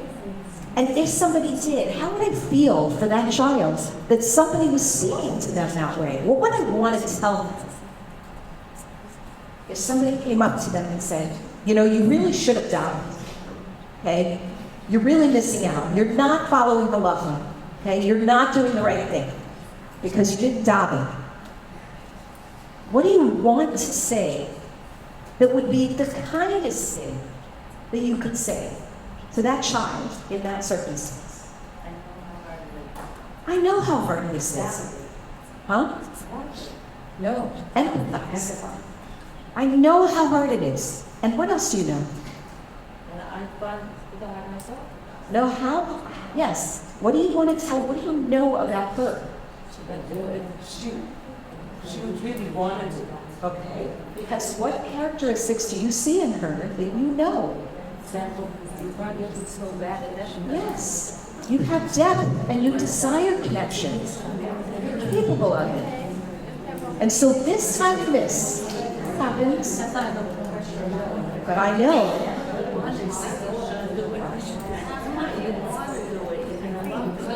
You can, because you're the type of person who davens.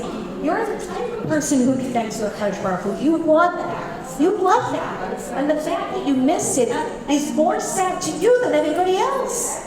Be nice to yourself. Because then the next time it's an opportunity to daven, you might go, I really want to daven right now. I really, really, really want to. Okay, maybe I can only get the brachos right now, and then I'm going to have to like pick up the state Zimra like in an hour or two. Okay, but I really, really want to be there.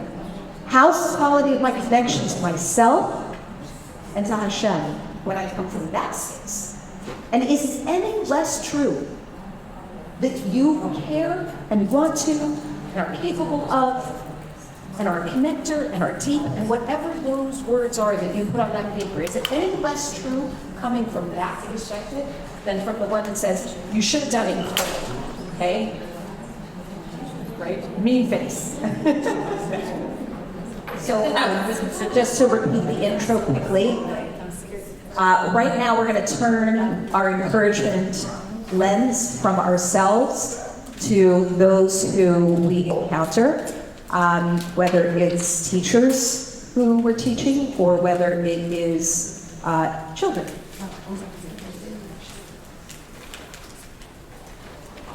Paul's? Yes. Yeah. Paul's okay? She went together with Cole in the Okay. All right. Thank you, Ken. So when you're trying to figure out, I got a question after our last session about how to address a discouraged teacher, okay? So inevitably, when we're dealing with how to encourage, we need to first observe who are we dealing with, not just the behavior. The behavior is the symptom. If there's an illness, quote unquote, so we have symptoms, right? So simply because somebody has a runny nose, you have no idea if they have a runny nose because they have a virus, or they have a runny nose. Oh, thank you so much.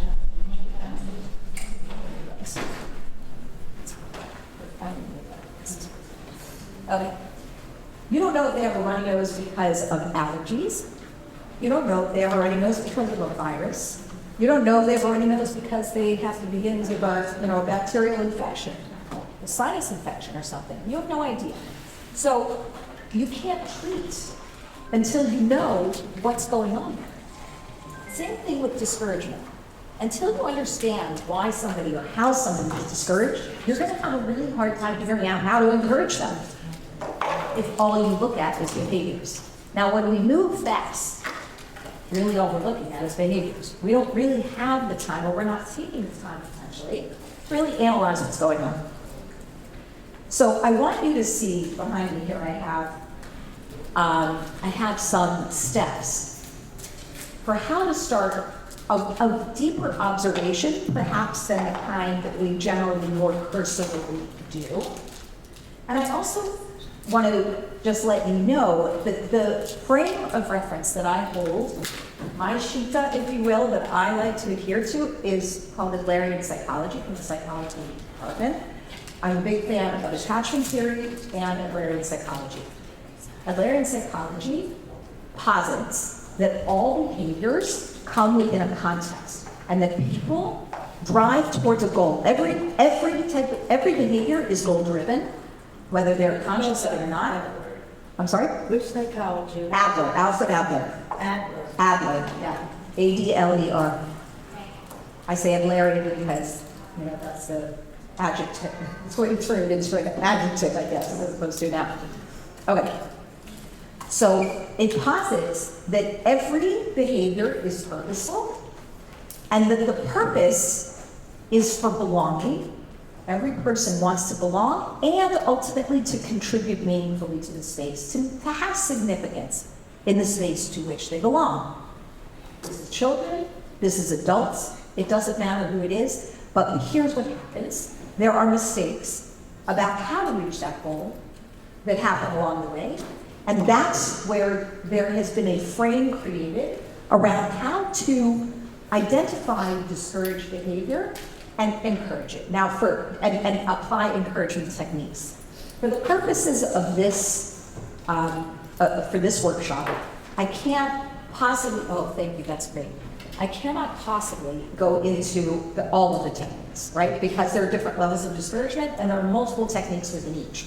That would be a different workshop, like getting over that. However, I do want to focus on one of the biggest ways of preventing the state goal behavior, and that is through the use of encouragement. So at the bottom line, the psychology that I'm teaching you, and there's some Torah also in it that we're going to go over, that to understand a child properly, you have to realize that every act has a purpose and expresses his attitudes, his goals, and his expectations, or in this case, goals.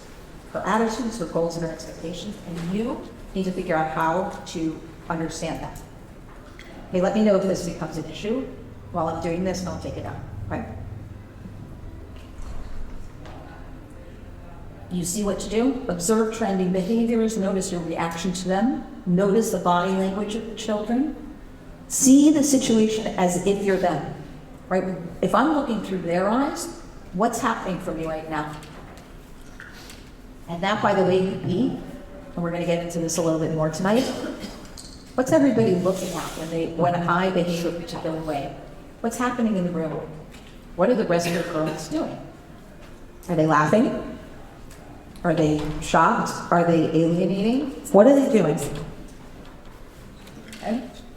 because that may give you a clue as to why the child is behaving the way they're behaving in that moment. Instead of noticing the behavior, notice the purpose. What might be motivating them to behave that way? What's the real goal and what's really important to her? Okay? Consider that the behavior is a creative effort by the child to figure out how to find a place for herself. Everybody wants to belong. We know this about teens and kids. If we knew nothing else, we know that just from our own information. They want to belong. So some people find belonging by being the class clown. And some find belonging by being the class chutzpan or chutzpanit, right? Just depends. Some by being the goody-goody, some by being the helper. Always the one reason, let me help, right? I can do it, right? How are they looking to belong? Notice recurring patterns and take into consideration the developmental stage of the child. Now, I want you to take out your paper, and I want you to just take a moment. Before I do that, I think I took it out. I want you to take out paper, and I want you to take a moment, like 1 or 2 minutes, I'm going to give you to write, about what kind of trends you're noticing in your schools. What's happening with the girls? Trends. You're noticing in here? In your school. What trends, what kinds of behaviors are you seeing happening over and over and over again? You mean negative? You're getting multiple, You mean negative? Yeah. You mean negative?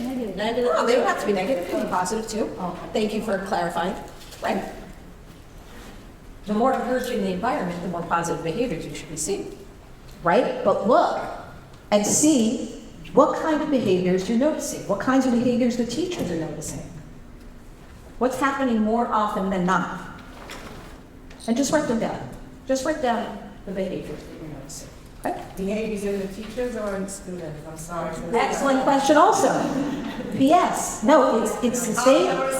Behaviors in teachers. Make a distinction for yourself.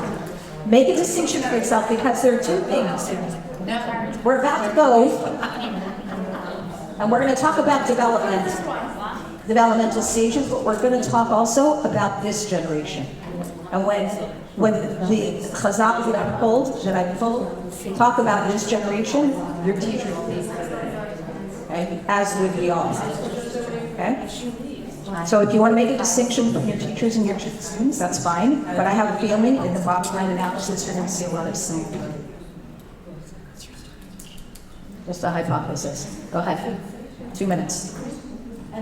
What are the behaviors you're seeing in the audience? Positive or negative?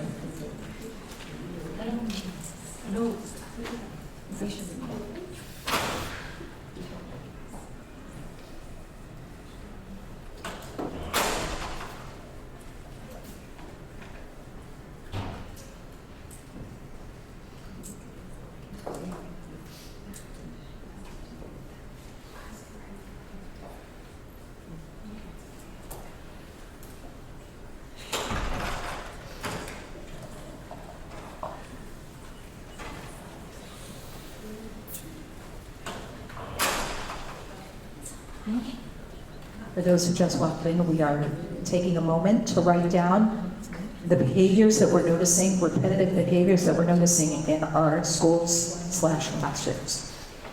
Positive or negative? What are you seeing a lot of?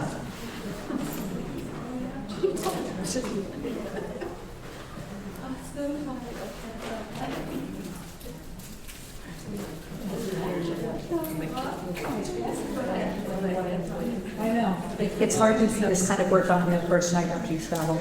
I apologize so much.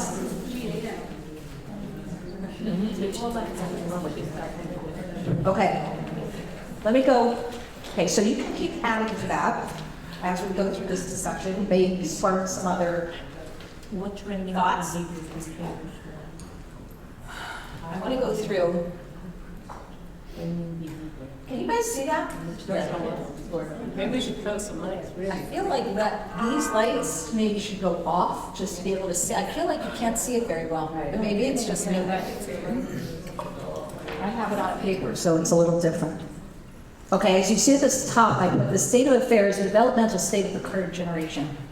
I pulled a few different chazals. As you see, I'm a big fan of Revolvi. But these people, these Rabban were not from the same generation. I couldn't hear. This is, Rabban was this And let's see, because honestly, this has not changed. This started then, and it still actually is very much believed. It's really good at Bechina. You guys are all familiar with this work of Revolvi. Should I touch the lights? Do you want me to do it? Just these. These. Just these in front. I don't know if that's possible. Very good. Is that better? Yeah. It's not what I would have thought. As long as it's better, it works for me. Okay. He quotes Rav Chaim Volozhiner. So that today, harsh language is not possible to be used. This is now, think about this, going back already a few, 150 years ago? You cannot express yourself harshly. Children/people will not listen. You need to have healthy, warm relationships. And he went so far in his Yerubim V'Chinechus to say, angry people are not able, they're not permitted, it's us for them to give tocha. You can't do it if you're mad, if you're judgmental, if you're harsh. And since we know that one piece of an educator's role is to provide guidance and feedback that is negative sometimes, as people do step out of line and misbehave, that very much will impact the ability to teach. And he says people who are angry cannot teach. So think about that when you're thinking about what kind of language and tonality is being used in your soul. Another place, Revolvi in his Ali Shor, in his Das Atzminu essay, quotes Rabbi Yisrael Salanter, and this is again my paraphrasing. Today's generation is not moved emotionally, so their ability to be motivated to override their body's instincts is compromised.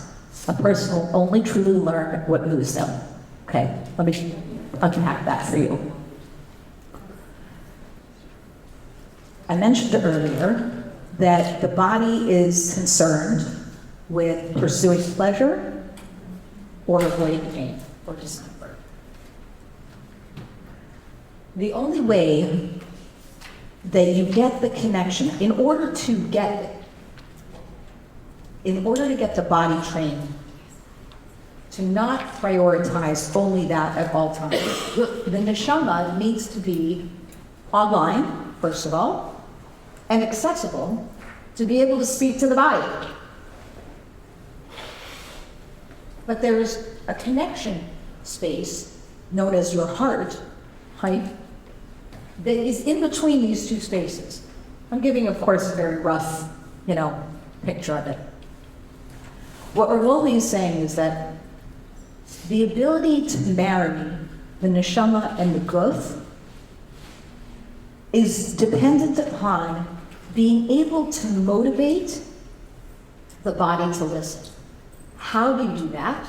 You need to be able to access the body through emotion.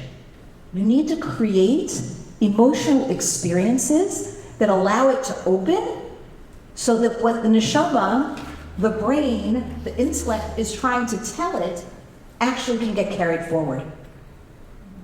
Which is why Rav Kalman, who is my Rav, who taught me this Torah, surmises that a lot of teachers and a lot of Hebrew professionals today are very musical, because music is an emotional experience. And when you use music, you give access to this. It helps people, it activates them, because they will not learn anything that doesn't move them. So, does this still hold for today's generation? I'm thinking yes. Right? Do you see how we're not so different, by the way, than our students? right? Because we can totally identify that. Okay, Piazetzna. This is in Chovos HaTalmidim. He writes in his introduction, and again, I'm paraphrasing, today's generation develops their independence too soon. This is also fact. I'm going to unpack it. Without maturity, they have trouble relating to emotionless, intellectual Torah and halacha. Okay? Picking up on the last scene, all right? They also have low tolerance for seriousness and criticism. He uses atzos, I think. He actually talks about more sadness, but it's the ritzini. Like when you're too serious, they can't attach to what you're saying. Particularly because their hearts are estranged from Mechanchim.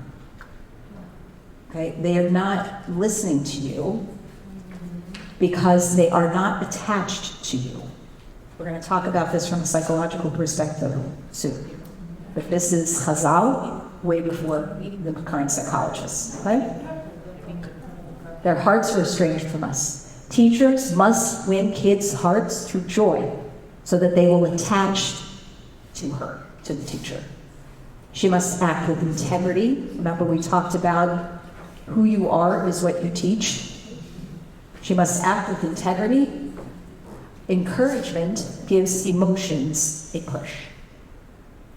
When we encourage kids, according to Piazetzna, we invite an emotional charge, right? That activates that heart, that opens up that space so that what the intellect and the neshama is trying to direct that child to becomes desirous. They're motivated to do it.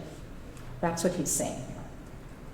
And as you can see, he's speaking of the ability to capture that heart, right? Just like what Volba was talking about, the Piazetzna is saying the same thing. If you don't have an emotional effect that goes along with an attachment, which is to say, I have a person, they encourage me, they make me feel inspired, or they give me some reason to motivate myself or something that helps me to motivate myself, and now I have the ability to listen to my own neshama and march forward. If I don't have both the attachment and the encouragement, it can't happen. And just one last piece about that. The generation developing independence too soon. This is a really important piece. So again, to unpack, independence must happen before a child is actually able to then choose to get into relationship with other. What do I mean? A child is born. They are incapable. They need to incubate. You probably all know this, Rav Volpe, why we have 9 months of gestation when it really takes much longer for children to actually be able to take care of themselves. It's because there's 2 halves of gestation. There's the part that's internal, and then there's the part that's external that is socializing them. They are learning how to attach to their caregivers. When they do that, they create a secure base, a secure knowledge that they can completely rely on that other person. And because they can rely on that other person, they are then able to go out and learn about the world safely because they know somebody's got their back. And that invites them to become independent. But they have to go through dependency first. Normal, appropriate. What the Piazetzna is saying is they're becoming independent too soon, which means that they haven't yet secured within themselves the maturity to be able to know to have the confidence to know themselves, so that when they are independent, they stay true to the Mahalach that you've taught them. Right? They need to have courage to be able to do that. They need to have the maturity, and they don't yet. And so they're going out there, and this is at the time, World War II time, that this is really, first of all, dangerous, but even before that, it was the Haskalah, and the Haskalah, kids were just going off the down, right and left. They couldn't receive the Torah that was being taught to them and given to them because it was being given in an old school way that didn't provide the attachment and the dependence, so that kids could then be sparked, open up their heart, find the emotional attachment that goes with the physical one or the emotional one that's happening with the person who's teaching them, such that they can then carry forward themselves and be able to live a terrific life. Okay? So that was his role. We're going to learn more about dependence and dependence in the psychological realm in a minute. And then finally, Rav Kook. I don't know if anybody here has ever learned Rav Kook, but he has a Maimer Hadar. This is going back to the early 1900s, where he talked about his impressions of the generation, of that generation and today's. Today's generation is not motivated by fear of punishment. Okay? Pachad, yira at the lowest level is not motivating. It's a fact. You don't do it, you're going to have onesh. But that will not motivate anybody. I don't think in this room, but I can guess. That does not really motivate children for sure to want to adhere to them. The idea that you're going to hell is not helpful. That's a Christian concept. It's not motivating. So you should double up. Enmity, that's hatred, and bilateral blaming is what he's saying. They're motivated by living idealistically. Now remember, he's. I'm sorry? Halavai. I think in Israel is living idealistically. That's right. So I'm not saying people who follow Rav Kook are living idealistically. there's an idealism, but so here's what I want to say about that. They are motivated to live idealistically. All of the children in today's generation, all of us are motivated to live idealistically. Some are given more breathing room than others. I was giving this example. In the school that my children attend, about 15% of the kids who are graduating in their senior year decide to make Aliyah, right? I'm from a modern Orthodox background. My kids have gone to a modern Orthodox school. They're going to Israel and joining the army and making Aliyah, and they know nothing. They have nothing, okay? They're just picking up and moving. Their parents are like, what? Where are you going? They are idealistic, even human. They want to have meaning, make differences. The social justice warriors that are out there, forget frum, not frum, Jewish, not Jewish. Look at the generation of kids who are out there today. They're misguided, but they are very idealistic. Especially this past year. Especially? This past year. Especially this past year, right? They think they're social justice warriors on behalf of the Palestinians. Okay, we're only going to go there. All right. By the way, where you see how Chef's hand things out, really amazingly. All right, so they are motivated by living idealistically. They aren't always given the breathing room to do that. They just are not allowed, full stop. And you guys know that better than anybody. The more fearful the environment, the less encouraging the environment, the more locked down this idealism will be. It doesn't go away. It just gets smushed. Okay? Enmity and bilateral blaming are what you see, okay? There's a lot of hatred. You know, this group versus that group. Finger pointing. I wouldn't be like that if she didn't do that. It's her fault, right? How many kids come and say it's the teacher's fault that blah, blah, blah, blah, blah. And how many teachers come and say it's the children's fault that blah, blah, blah, blah, blah. And then the parents come in and it's your fault that blah, blah, blah, blah, blah, right? Whatever it is. Everybody's like pointing fingers. Defiance in all arenas. The rebelliousness, it's coming out in the way girls speak to each other. It's coming out in the way girls speak to their teachers. It's coming out in the way the teachers speak to their bosses. It comes out in the way the parents are speaking to principals and to each other and to whoever. Okay? There's a lot of defiance. Don't tell me what to do. And by the way, this to me is very Torah also. The idea of defiance means don't tell me what to do. So the example that always makes the most sense to me when I think about this, and why it makes total sense that we all have defiance within us, is that if I have a choice, if I have a chiyuv to do something and I have an option to do something, where do I get more stuck? Exactly.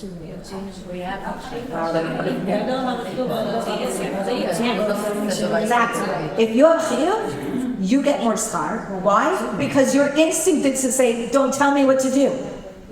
Okay? And therefore, if you hold on to yourself and you still do it, you get bigger schar for that. Like I had a situation today on the plane. It was this little 5-year-old boy, and his mother was going to do the out of the bin, over her bin, she put it, set it down, and he took it. He wants to wheel it down. Okay. She told him, you can. He said, I don't care what you tell me. Like, this is a 5-year-old little boy. Yeah. And she explained to him Yeah. that I'm putting another package on top, Yeah. and then it's going to become too wide, and you're not Yeah. We try to rationalize with our 5-year-old terrorists. But when we were kids, like, we know that Yeah. first we didn't say that we want to, even if we did, mommy said, no, you can't. Right, exactly.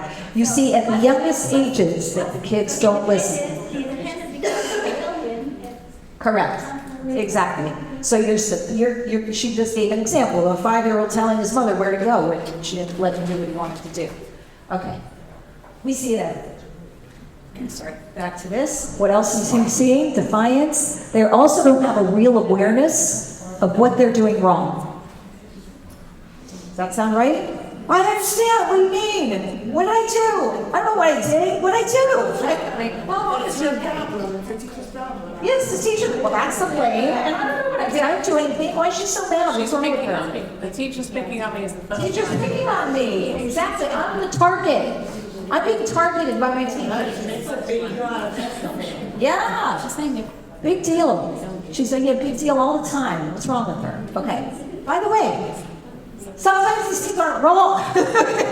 But nonetheless, right?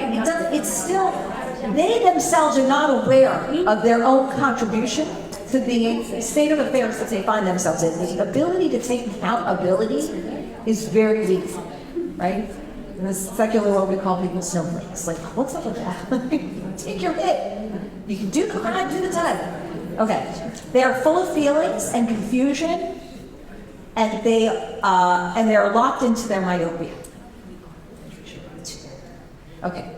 Which is to say, they only can see things from their limited point of view. They're having a real challenge being able to see the field, the playing field, and what's going on. Right? They're locked into their own myopia, and they have a ton of feelings. And when I say they, I'm saying us, we, okay? What was it earlier we were talking about? You know, I have all of these things that are going on in my head. How do I discern which one is the right one? Which is the one I'm going with? We have a lot of feelings and a lot of confusion that's going on. And separating out, even just what we spoke about this morning, this evening, where we talked about how the difference between shifting between I have to and I choose to, right? The emotion that it like grounds, right? That makes clearer for you what's really happening for you, right? So that feeling of discombobulation is endemic. It's everywhere. And children are less mature than adults, so they have even less kalim to be able to deal with that with. Okay, so these are the observations of Chazal. Rav Kook says elders have to be tolerant and patient, greater spiritual capacity. They have more spiritual capacity, so therefore they need to have more openness and see the godless in the kids. So when kids are coming up with ideas and ideologies and ways of being that are completely foreign to what we would think is Torah, we need to see the essence of their neshamos to be able to get curious about what's important about what they're saying. Because they are neshamos, and they're here for a reason, and they're bringing information, and they're bringing points of view, and we're not listening to where the godless is, where we actually meet up, where they actually are espousing something that if you can get past the offensiveness of the overtone, the superficiality of it, you actually might find a stasis connection. Can I ask you a question about the page before about the encouragement? I hear a lot of young parents saying, good job, good job. Oh, good job. I'm wondering, like, is that real encouragement? No, it doesn't. it's absolutely not. Exactly. It doesn't 100% not. We're going to get to language of encouragement. I want to go through this a little bit faster because I'm a ton of people. As a teacher, this is also really important. I said, good job. Good job. It's such a fun. That's right. You're such a son. Okay. Here's a state of affairs from a current psychologist, Dr. Gordon Neufeld, who wrote a book with a guy named Gabor Mate called Hold On to Your Kids. This is very, very, very important learning for this generation of parents and teachers, and it's a relatively new book. What he's saying is, in the past, why is it that you could get away with as, what's your name? Thank you. Heidi? Thank you.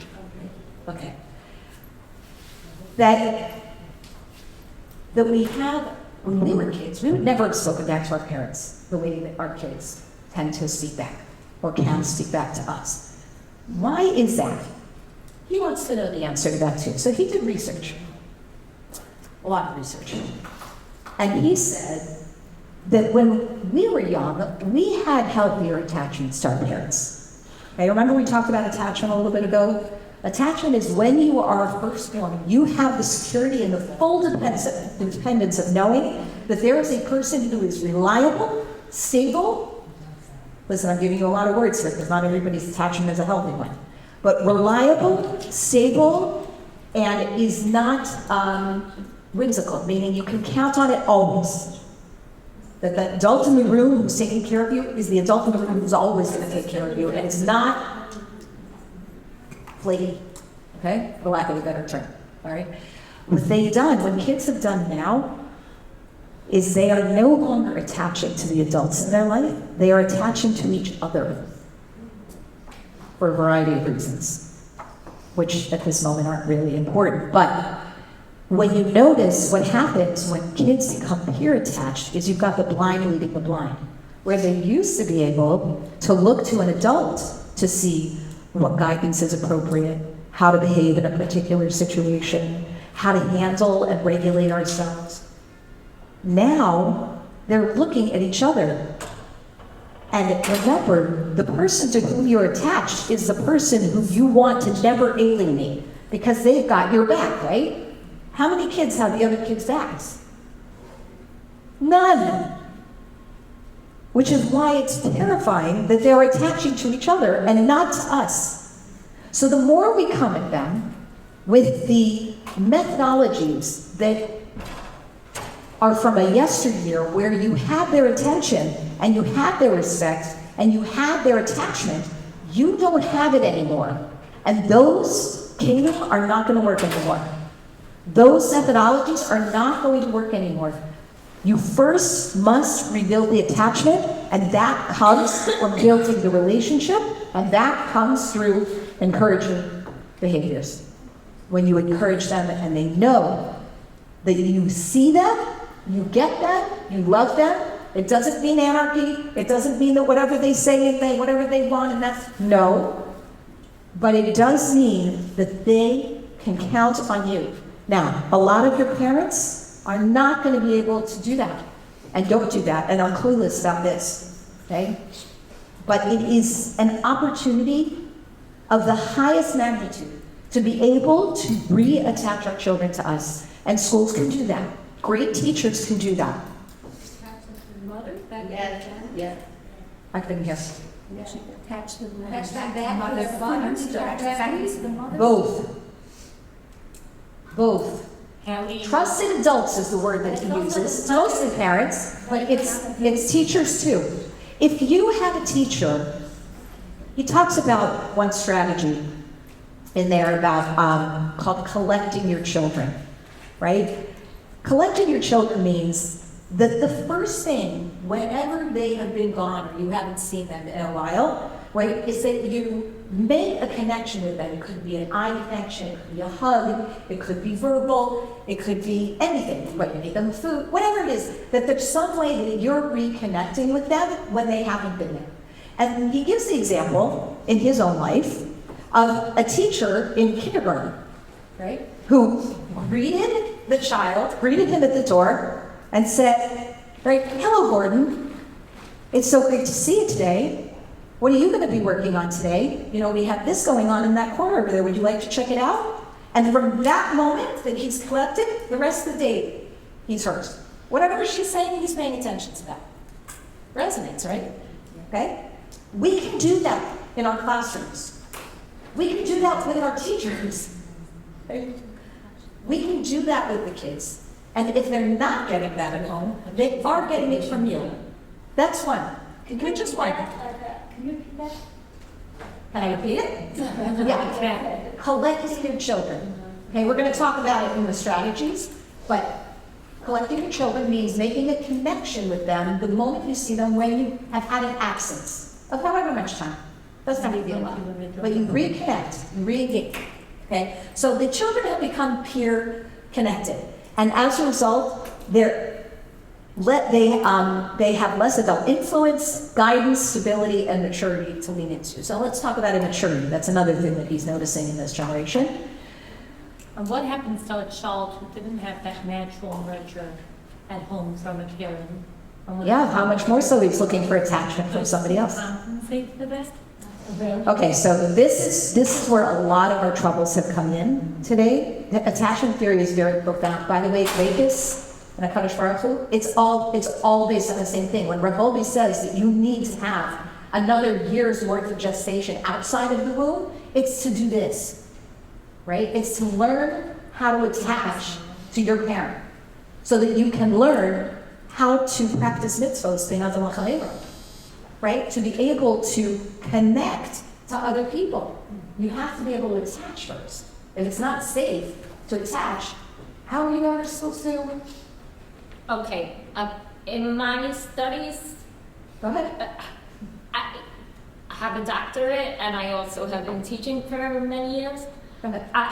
I don't think this idea of attachment and secure attachment and insecure attachment is as relevant in our community as outside. Meaning, most kids, I think we don't understand that when we say a bad attachment, we're talking about kids that are neglected. We're not talking about kids who there are 6 kids around and the mother says to the 10-year-old, pick up the baby. That's not a bad attachment. And that's what I'm saying. It's really when a kid is, nobody pays attention to the kid, nobody picks up the kid's needs are not, kid's diaper isn't changed, nobody holds the kid. Yeah, so what I want to respond to that is, Really when there's a major dysfunction, like good enough, from what I've read and from what I've seen, there is such a thing as good enough. I just know we had an attachment guy come and speak to us, and I have this woman next to me who's like, I just let my kids at home and they didn't want me to go. I'm like, it's fine. It's fine. it's fine. Wait, your name again? Devoted. So I really appreciate that you have brought that up. So let's be clear. There's not a black and white that we're speaking about here, but there is a trend. And it does happen in our community as well, at least in my experience. I agree with you, but it's not so prevalent as like it's happening in the Okay, so I want to invite everybody to look at this, not in a black and white way, but in a scale. I want everybody to look at this on a scale. What he's observing about peer attachment is not in the Jewish community. I'm telling you that right now. I'm not saying that. I'm saying that in order to understand secure attachment, you have to understand that it's not what it's really talking about are kids that are really, there's good enough, that are really neglected. Their parents are on crack. Their parents are not. So this is not a lecture on, it's not a lecture on attachment. I know. But it is an observation, and attachment matters. Okay? Attachment matters. Somebody had a question over here. say something about attachment. Yeah, yeah. And I think that it is something that in our community comes up. And I can tell you when I had my 8th child, Nainara, he had a little thing with him. He was in the hospital, the baby. It was really like a 2-week period. And then my nephew was with him. So I would say for the first 6 weeks of his life, there was a lot going on. And that summer, he was probably like 10 months, 11 months. I really felt as a mother that something was off. And I said to my husband, my goal this summer is to reconnect with him. And I need to make that attachment. And the funny thing is that a few years later, he is the most, none of my kids are attached to me. He is so attached to me. So there really is something to creating that attachment. Yeah. So I think that everybody's agreeing that it has to be that there is a healthy attachment and that when you have one, you have the possibility of influencing. That's really the point of this. If you have a relationship, an attached relationship of some sort, then you are going to have the ability to influence. Parents first and foremost, but teachers have a space in that. themselves attached. Good. So that goes back to, so if teachers themselves, okay. The question was, if teachers themselves are having difficulty being attached, they can possibly do that. Parents? Correct. Correct. So what he's observing, and you probably, and remember, we started with the observations, and maybe this is some place that is a point worth inquiring and observing more, is that when you look at the behaviors in your school, look around. Who are the girls paying attention to? Just who matters? Now, it is certainly normal in adolescence. They're more peer-oriented, that's for sure. But look at the level of that, and look at how it plays out in your school. And ask the question, is there something here? Am I actually noticing that we've lost influence? And that we have the opportunity, if we can see it, to actually increase that. And In a low elementary level, and we taught our teachers something new very recently. I mean, we've seen it in different, we've done it in our research room, but we taught the teachers to do a green beam at their students every day. So they would choose certain students and they would give them eye contact and actually give them just a huge smile. Like, I noticed you were here. So they would be doing that. this is for lower school. Lower grade. Yeah. And for a I second, have some 7th and 8th teachers. Like 7th and 8th grade, middle school too. Yeah, where she said that they practice something called a green beam, which is where they intentionally make eye contact with one child in the room. Right? I just want to say one. They said on elementary level, but I once heard Minnie Dornfeld, she's the principal. Yes. She said on a high school level, she'll have high school girls come and say, I go to school for that teacher. And she'll tell the teacher, the girl goes to school for you. And the teacher's going to say, all I do is look at her. I'm not even giving words. Just look at her. Not giving enough for high school. Exactly. So that's enough to feel noticed if a teacher is actually holding your gaze and talking directly to you. So that creates some sort of connection, right? There's a connection there, and that's felt.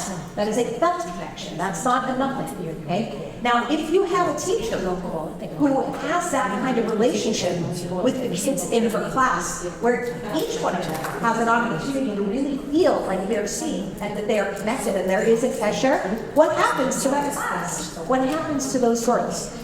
There's certainly a higher incidence for them of feeling like they want to listen to the influence that's being offered to them by that teacher, right? That they're going to be more receptive to that. Okay.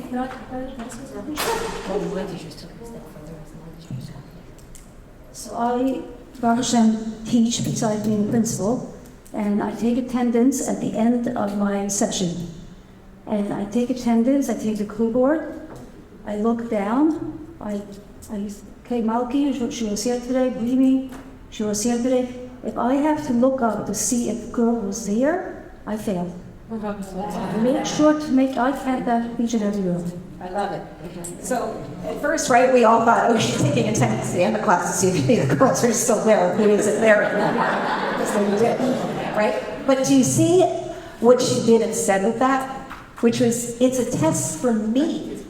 Because if I don't know who's in the classroom by the end of that class, I have failed. I have missed out on that connection, and that's amazing, right? Like that you're being I'm forced to make sure you see, because I don't want to stay with you. Right, so you want to make sure that there's that passion.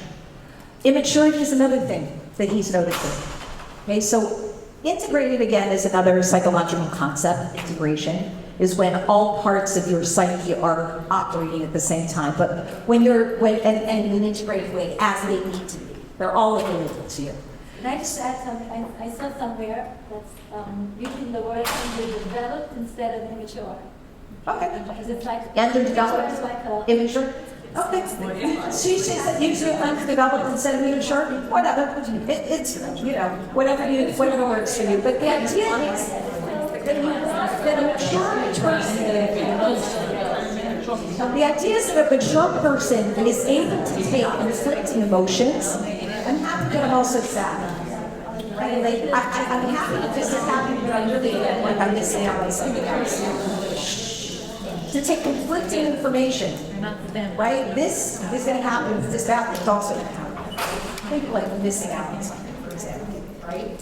And to get clarity, understanding, notwithstanding the fact that you're holding both these things at the same time, to be able to hold them, not flip your lid, right? Not lose your cool, and then to be able to take that information and make a choice about how you're going to behave. So there is a certain age at which the hero becomes more operative, right? But here, he's observing that teenagers are less mature, and because they are more peer-oriented, they are not looking to models for how to mature, right? Like how to behave in a more mature manner. So it becomes much more challenging for them to attach to adults, and if they're not attached to adults, to learn how to be an adult. And then counter will is an interesting one. He said that so we know this to exist. If I say do this, you're going to say, no, I'm not doing that, right? That's your first instinct, is you're going to be your counter will. It's automatic. It's a response to being forced. It's triggered whenever a person feels controlled. I apologize for my terrible typing today and all those things. I'll fix that. But the good thing about counter will is it does have a protective purpose. So when we see girls behaving and saying no, before we automatically label that as being no good, you have to know that there are two good things about it. One, it defends against the outside influences. So for example, we want these girls to be able to say, no, I'm not going to eat chili, right? When they're 18, 24, 32, 64, right? Like if they're out on their own doing their own thing, you want them to be able to say, you're telling me to do something, I know that's against my value system, I know that's against halacha, I'm not going to do that. Now, they're not going to always have you in their back pocket. So they have to learn how to exercise their own actual will, and the way that they start to listen to their own voice is through counter will. So there are two pieces here, I just said two different things. One is the counter will is the ability for them to stand up and say no to a negative influence if they're experiencing it, because that's the first instinct. And the only way to get trained for that is to teach a child when they're younger, that when you're told to do something, you should No, they're going to. What I'm saying is you don't react to that. I know, but what's a better way to teach them? Okay. So the better way is to not get in their face and say, do this. Pick your battles, right? There are certain things that you're going to say, you should do this, or you need to do this, or you must do this, and you're going to force your will on them. But know that when you do that, you are going to invite the rebellion that is very apparent in this generation. You will invite it. So your next question is, what am I going to do when I get it? Because I am going to get it. So one thing you can do is know that it's not all bad. Okay, that counter will serve to protect them, right? Like, it will serve to protect them at some point. The second thing it does is it helps them to say, well, I know that's what you want. So my automatic no is going to allow me to go, okay, what do I want? If I know that I don't want what you're saying, but what is it that I do want? So it gives them a chance to start to hear their own voice. Teachability of kids depends upon 4 qualities: natural curiosity, an integrated mind, an ability to benefit from correction, and a relationship with the teacher. Right? If they're in an unsafe environment because they're peer-oriented and they want to look cool and they don't want to be made fun of and it's not safe around their peers, because peers are and can be vicious, so then they're not going to be curious in their class. They're not going to ask questions. They're not going to be okay with failure. They're not going to be okay with making a fool of themselves or whatever they think they are doing in front of their friends. So your curiosity is going to be squelched. And we are still teaching to brains that we assume are integrated, which means that they have some self-regulation and they're able to take information of all different kinds and figure stuff out. We're still teaching them as if they can do that, and they aren't actually doing that. The attachment, insecure attachment, makes taking risks and learning from mistakes feel like it's an end game, right? Like if I do that and I fail, well, who's got my back, right? So it makes the process of learning, which is taking risks, making mistakes, failing, getting back up, trying again, and iterating, right? But if I feel that I can't do that, that's going to affect my ability to teach a kid. If they feel that they can't do that, that's going to affect my ability to teach them. And it impedes the sense of futility that will allow for adaptive change. What that basically means is that there has to come a point where you realize, remember the definition of insanity is doing the same thing over and over again, right? Believing you're going to get a different result. There has to be a point at which you or the child or whoever feels like what they're doing is futile and they need to try something else. That's what sparks the adaptation. That's what sparks the change. They can't do that. They're not able to do that if they are peer-oriented and not attached to the teacher. Okay? They just can't adapt easily as a result. Okay, that's it for the word. Let's go now. It's time because we're fading. I need to get some hills going there. All right. Back to encouragement.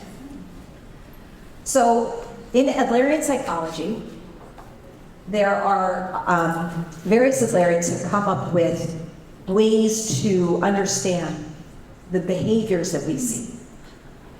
And if our goal is to belong and to be significant in our space of belonging, then there are 4 ways that we want to do that, right? We want to be able, and we can get discouraged along the way.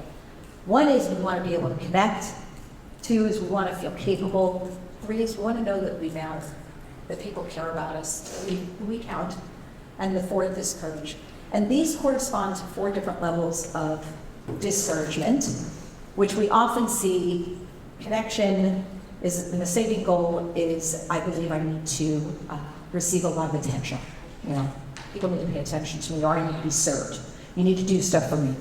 And that's how I feel connected to you. Okay, so that's its own ball of wax. Capable is where you see power struggles. Power struggles are, I feel like I only belong if I am in charge, right? But what I'm really saying is, I don't really feel capable of being able to handle stuff. Okay? Counting is when kids are feeling vengeful, rebellious. They want to get back at you. They're going to make you feel pain. It's because they feel pain. They're feeling hurt. Like they don't count. And so they're going to make you feel the pain that they're feeling. Again, the saving goal, but that's how they find their belonging. That's the hypothesis. And then finally, for people who are very discouraged, feel hopeless, feel incapable, they need courage. The courage corresponds to, I can't. I have no more energy for it. There's no point in me even trying. I find my belonging by having people feel bad for me and paying attention to me and pity to me. Okay. So now, there are lots of encouragement strategies in each of those unstable roles. But the one that I want to work on with you tonight is words of encouragement. Because the words of encouragement, as we've demonstrated before, make a big difference, first of all, in that first level of discouragement that we were just talking about. Excuse me, on the other page. The desire to connect. Because we know that at the heart of everything is we need to have connection with our kids in order for them to be able to learn from us. So how do we create those connections? Words of encouragement are done as follows. You need to be specific. I gave you an example of that before. Describe what you see or hear. Express interest. This is where we get down and we're at eye level and we're curious about what's really going on for them. We seek more information. We express confidence in their current abilities. Okay, so if I say, I know you have the potential to X, Y, Z, that's not their current ability. They need to hear that right this minute, yes, you can. Not one day you can. Right now, you can figure at least a piece of this out. You got that, right? You need to place emphasis on the effort, contribution, not the outcome.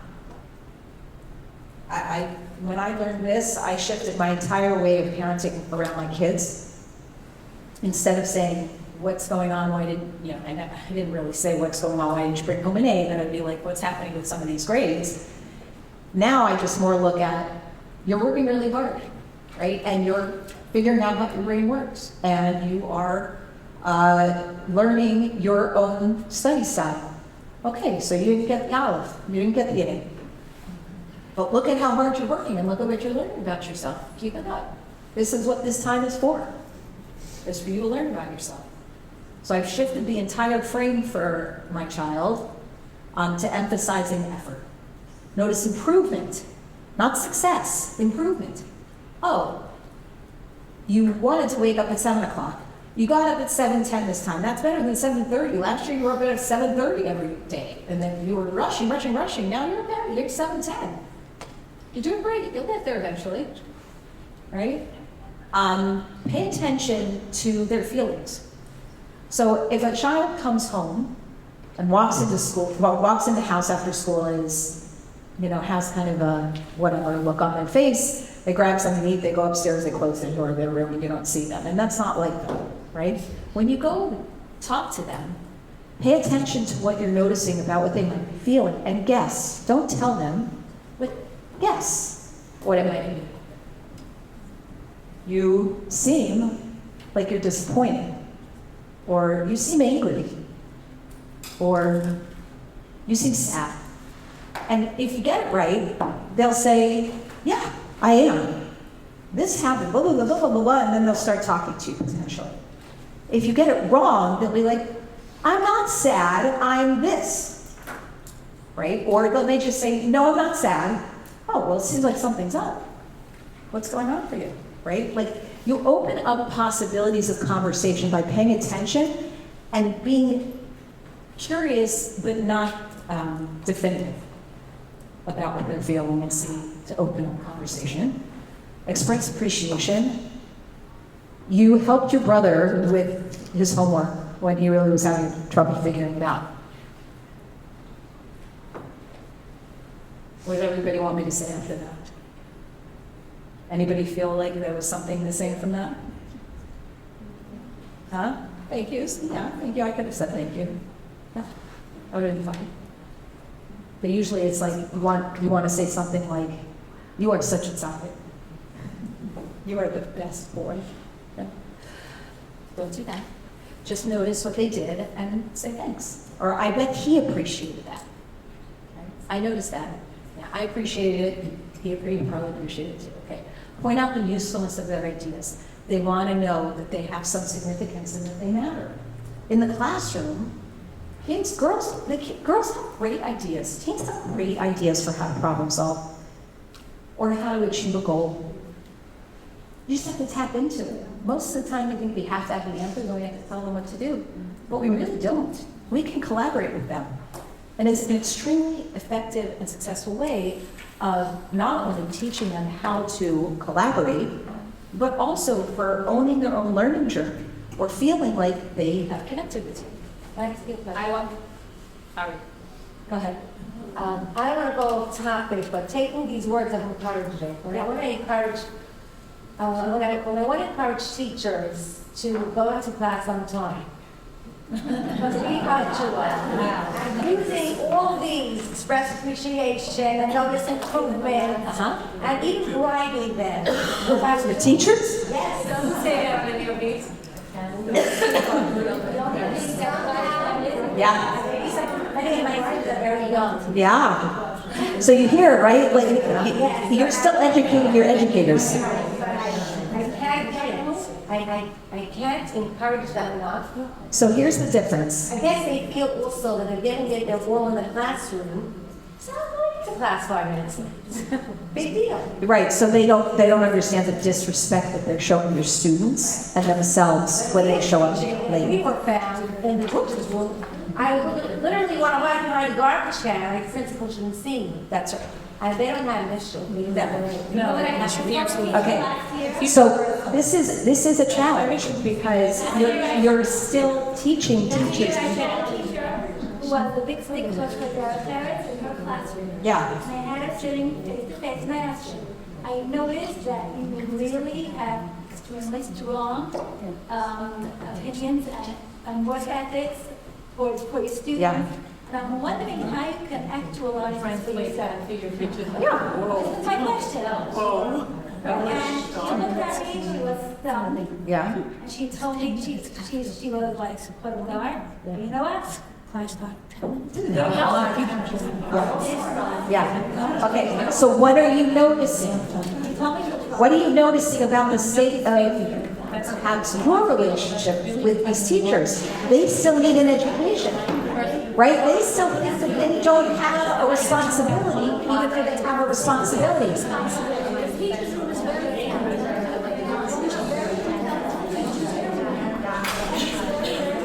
They know they want to be on class units. To stay in Yeah, exactly. So who's responsible?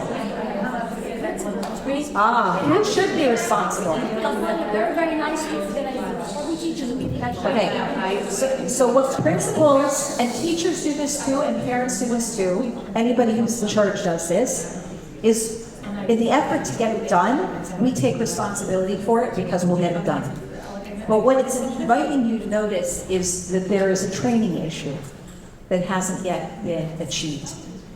Right? It's fundamentally discouraging to the teachers, as it is to the children, if we allow them to actually believe that what they're doing makes no difference at all.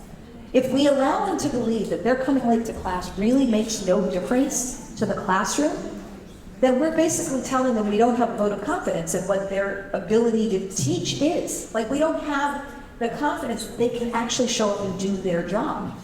So there's a training issue here that needs to be addressed, and you need to take time for that. So you're noticing they have an issue here. It may not be on our connection, but it could be on the training.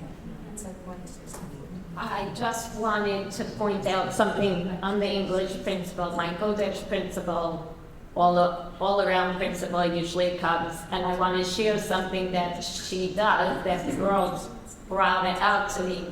They have to write articles for the yearbook, and so two girls are writing it out in the principal's office. And one thing that they all agreed on, this is my 12th graders, and they thought it was so smart of her.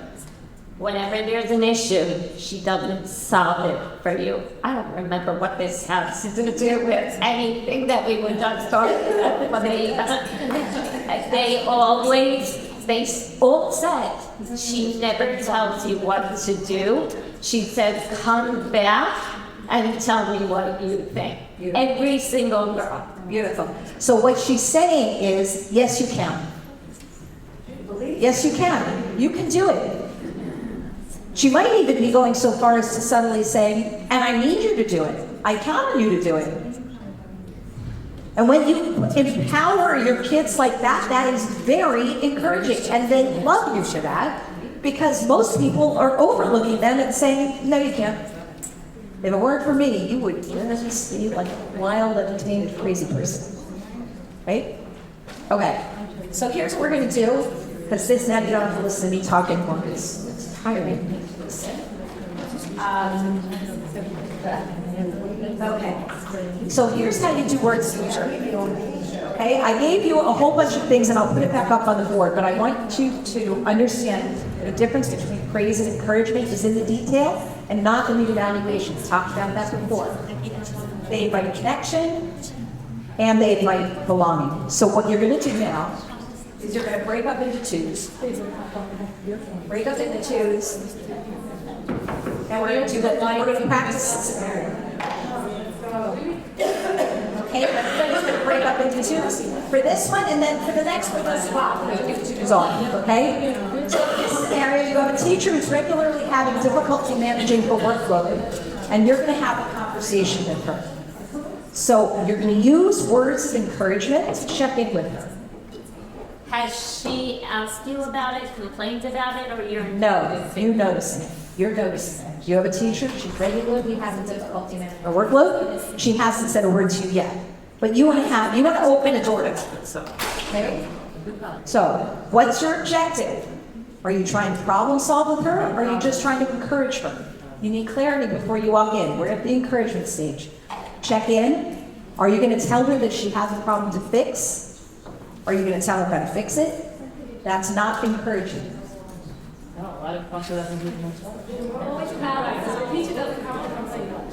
No, the teacher didn't come to complain. I have him take away a membership, a card. Okay. Yeah.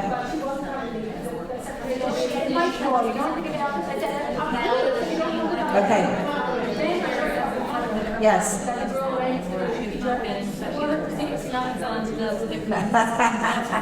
She was talking about how a teacher handled the situation on her own, did not involve the principal. That is a sign, by the way, of empowerment.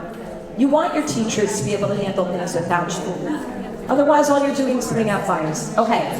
So, yeah. How do you want her to feel by the end of the conversation? Be mindful of that. Notice how her body language shifts during the conversation. And what does it give you clues about? Okay? So break up into twos and have a conversation with this teacher that uses encouragement. We'll put the thing back up so that you have techniques.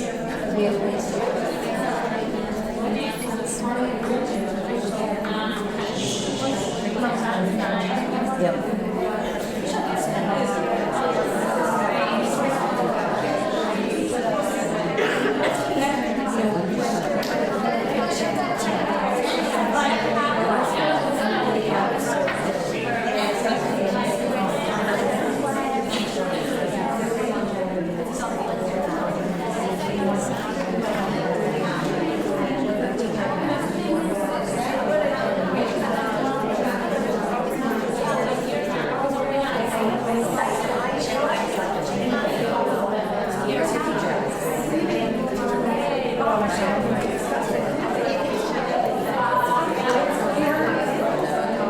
Okay?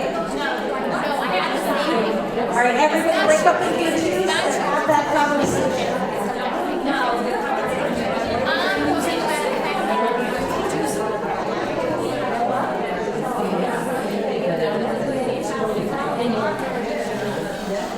So encouragement, you're noticing.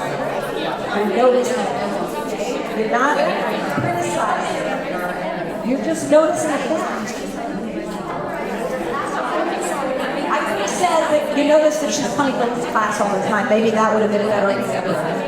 Okay? You can see that with her, so this teacher. This or just having trouble with math or work. Okay? So she's coming late to class regularly. That's maybe a little easier.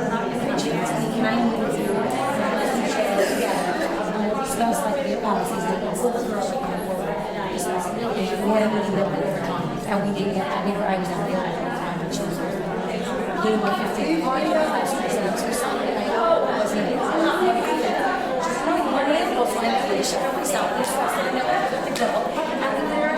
Do not do this in groups. Do this in twos.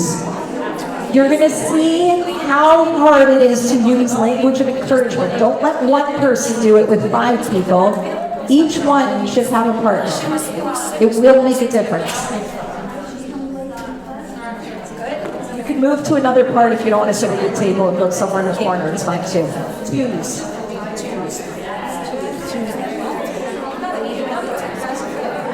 Twos.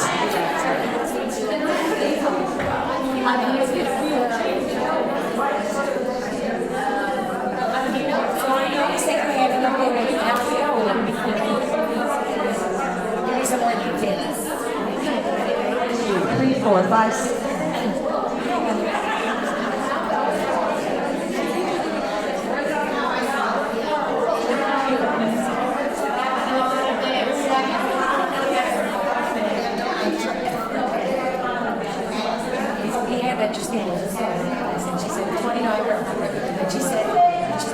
Last time she was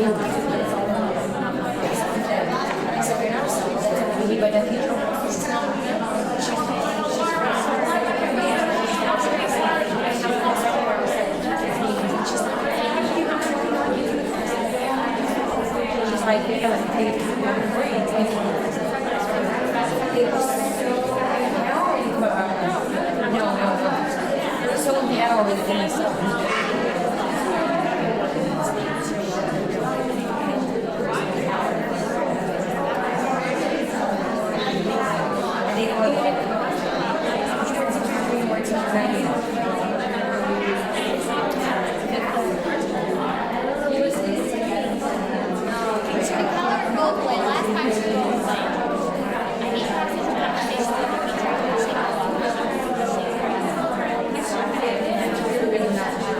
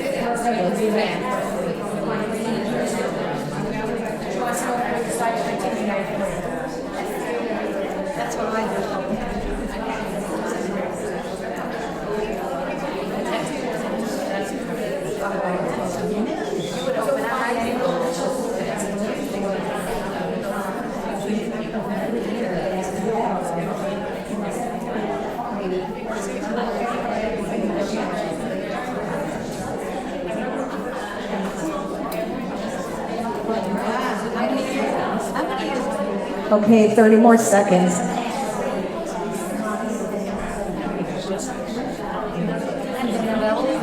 Okay, everybody.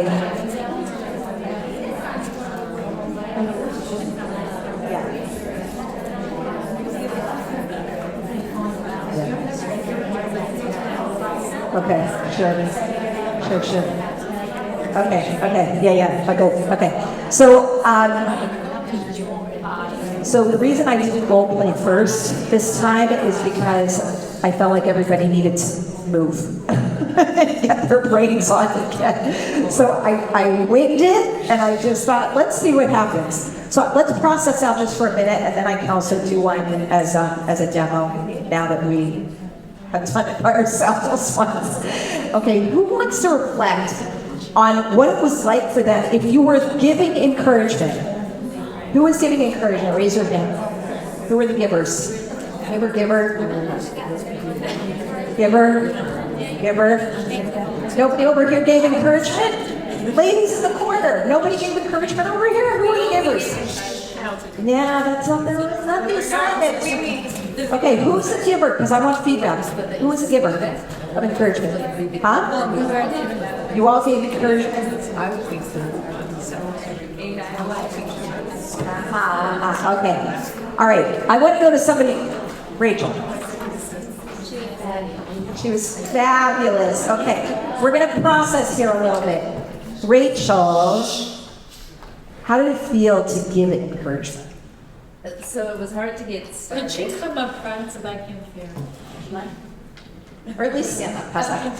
So at the beginning, it was hard to know where to start because I didn't know exactly what behaviors it wasn't doing, so we ended up doing it from there. And but I just told her like all of what I noticed in the positive. She's always been a very conscientious teacher, very experienced, played it by ear. But then lately, I noticed certain things that were happening. Work wasn't getting, grades weren't getting turned in, tests weren't getting returned, planning, I made it up. I wanted to know what's going on and just became curious and listened. And she was great. She made up a really very stressful life, which is probably a move, a sick child, a child with special needs, like all of these things. And it really led to that place where we could, I had advocacy for her and really go from there. And then we went to, what do you think, is it having an effect on your classroom at all? Is anything happening in your classroom? And instead of going and telling her, I let her talk about it to see, it was hard to know where to end, and that was the real piece of Okay. So notice, by the way, Rachel, when you were describing how she did, right? She did great, right? Like, all when it go with that. And what was your estimation of Rachel? She was fabulous. All of us, right? All of us want to go to kind of that place. So, it's easy to evaluate, and it feels good for somebody to say. But if I were to ask you to give her encouraging feedback about how she did, you good with that? I think she really made me think. Rachel and you.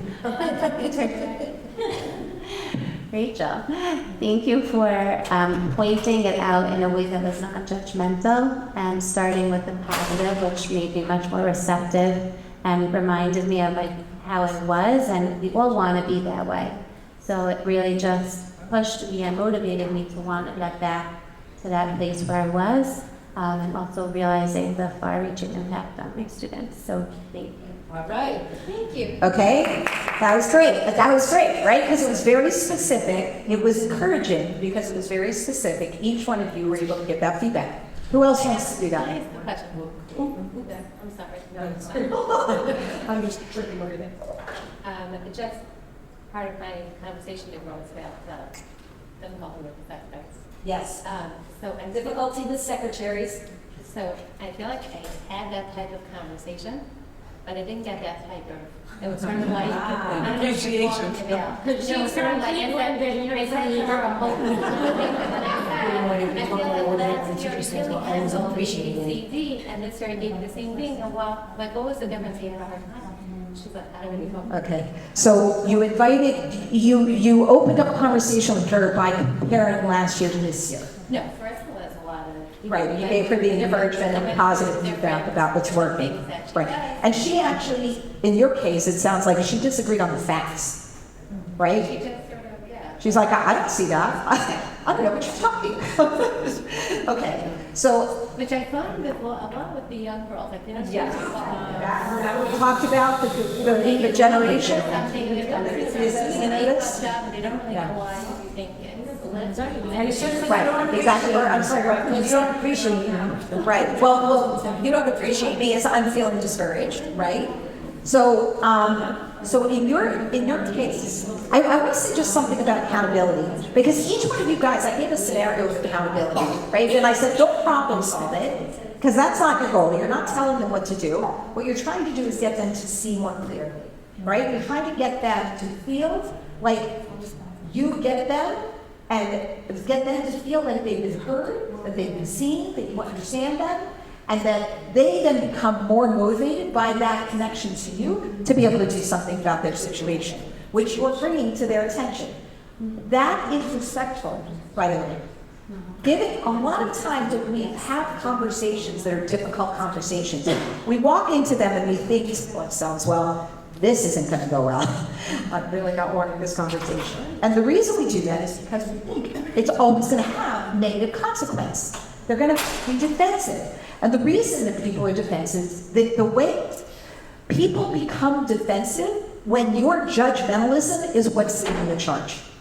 But even if you're not judgmental, if you want to make the teacher aware of something that she needs to be made aware of, Yes. it could be uncomfortable. Okay, good. So if you're coming to the teacher and you're saying there is something to hold you accountable for, and your perspective you're holding is, this teacher is absolutely capable of doing this. I've seen them do it before. Something must be going on. What's happening for them that's causing them all of a sudden to not show up in the way that I know that they're capable of?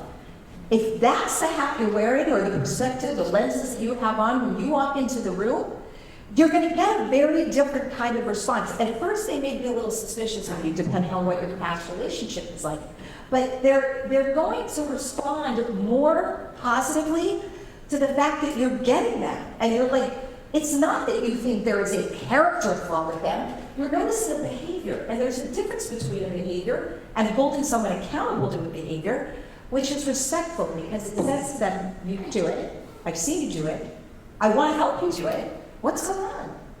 That's a very different space than coming in and going, you're being late on grades. Right? When's that happen? What Okay. I found was the relationship. Wait. Many things been said, I'm not sure. What I would say, but I was thinking about why I was struggling with this the first time we ran the scenario, and the second time. And because when I think of encouragement, I think of someone asking for help or being an obvious kind of cry for help in some way. But at least the scenario we were doing, and that maybe other people are doing, it's not something they're asking for feedback on. You just have to give them the feedback. So we happened to do the late thing. So now that you just said that, I went, I don't know if I would respond the same way anymore. Okay. Because I think the words of encouragement were other things, kind of the sandwich, like, oh, I saw this was really great, but really this is what I want to talk about, and this is what we have to do, but it doesn't, but what you just said changed my perspective, so I'm not sure I would do it the same way. But can I ask, is what you're saying, I hope that we can believe in everyone to. Do I believe in the teacher? Because I'm not quite sure. And do I think you were on, in this case, saying the flaw was a reliability and attending, and then once you're in class, starting class on time. I think we should play at that belief in her, but in a real practical way. If you look at the record, it has been real. So that would come across will be a little bit false. Okay. What does that then bring up for you? If the reality of the situation is you have a secretary, teacher, janitor, I don't care who it is, who cannot show up on time, that is a job description issue. If they're not, despite the fact that you have problem solved with them and you've given opportunities and you've given feedback and you are being respectful of them and the needs of the situation, see, that's the thing. It's fundamentally respectful to a person to give them and hold them accountable. Because it says you can, and I expect you will, because you can. But there's also the needs of the situation. And if you find that a teacher is regularly showing up late and is not able, for whatever reason, to pull it together, you now understand you have a different problem on your hands. And now what's being compromised is respect for the students. Okay? They're not showing up and doing their job, and they're disrespecting the learning process. I have seen a lot of schools where teachers just don't show up, they show up late, they leave early, whatever it is, there's stuff, and the girls do not take their learning seriously. They just don't. If the teacher who's supposed to be there delivering that, and that's their job, and they get paid for that, can't even show up on time, why should I bother to give them the time of day? They don't respect me at all. And my time, which, by the way, how's Sarah doing? Bringing to mind a 12th grade teacher who was chronically late. And in the beginning of the year, when we had our staff meetings, I make sure to point this out. Very important. Kids going to take strength. They may not come in on time. I did tell them that I will take the liberty of sending girls back into the classroom if you send them to my office because they're late. And I actually had to do it about 10 or 15 minutes after the bell rang. 2 girls showed up at my office. They need a late note. I said, why? Now? Yeah, because my teacher just sent us in. And I said, she just sent you in. Okay. I sent them back. And later when she came to my office, she was upset. I said, you walked in 10 minutes late and then send them in. What message you give me girls? Exactly. And she got it. She got it.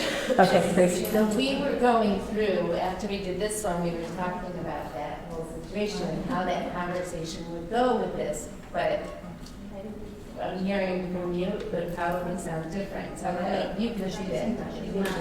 Do model the, should I model this one again? No, like the one of a teacher being continuously late. A teacher being continuously late. It's not the same way. What was different for you guys? What was the challenge?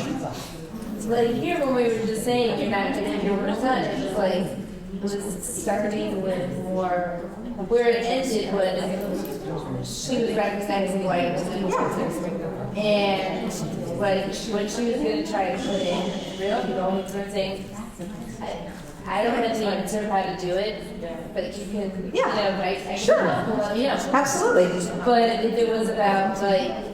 Well, this is a problem. More like the late piece saying it's really more because I don't know. Okay, so I want to make a distinction because we did step over out of encouragement. Okay. Right? All right. We did step over out of encouragement into problem solving. What I was trying to define for you, encouragement is fundamentally respectful. But if you don't hold somebody accountable, you're not being respectful, right? So even though there is a challenge in front of you, there is a behavior that is aberrant, and the behavior needs to be addressed. But it is fundamentally respectful to address it, and it would be disrespectful and discouraging, in fact, to not address it. Right? So if a teacher comes regularly in late and is never called on that, and and again, I'm usually seeking strife, but I'm talking about when you see very encouraging teachers, right? But if they're never held accountable to that, you're basically saying, I don't know if you're going to job for you. I don't think whatever, you're in the room, so thanks. You know, it undermines the whole culture of respect that you're trying to build. Okay, what's going on over there, Torch? No, because a teacher, Share with the rest of the class, please. a teacher can be chronically late, and that's her weakness. Yes, she can be. However, she can have a million other strengths that are bringing the students, so she's not. So Right, so what are you hearing? What are you hearing? What's she saying? Right, so she's saying, you can have a great teacher, who's great on pedagogy in the classroom, when she's there. That's it. Okay, so that is again, so you're feeling some discombobulation. Let's be clear, she's a good teacher, right? But teaching is about vetoes. Absolutely, but she hasn't perfected those vetoes. That's I right. know she'll be late for supper when she's getting here. I know her inability. If you don't, so this is getting into another conversation, which is how you do discipline encouragingly. Okay? But we're not doing that tonight. In fact, we're only doing language of encouragement because when you have a culture of encouragement in your space, a lot of these negative behaviors sort of take care of themselves. Discipline becomes less the issue when you have more encouragement. But that's a whole different really want discipline. I can come back next year. Discipline is good one. It's important. It's a great volunteer. Okay, let's do another. One more. Okay, I compared 2 more for this. Okay. What's this one? You notice the girl being excluded. Here you have to choose what kind of conversation to have.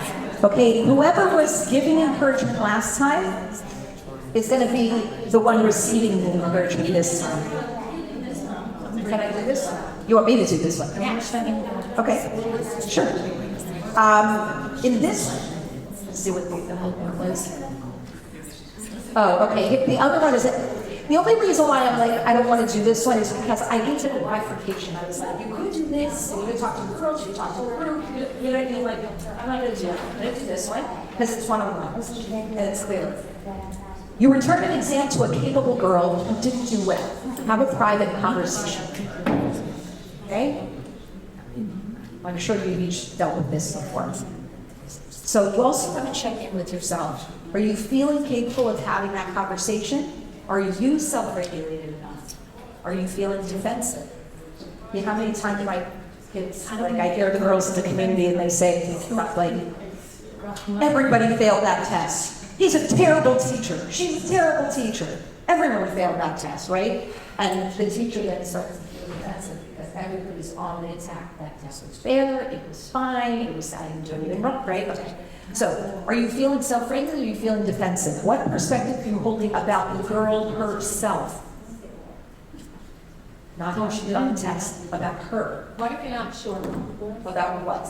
Your perspective on the girls and you're not really. Then you can't have that conversation. You, like, someone that you still have to wait. You have to wait.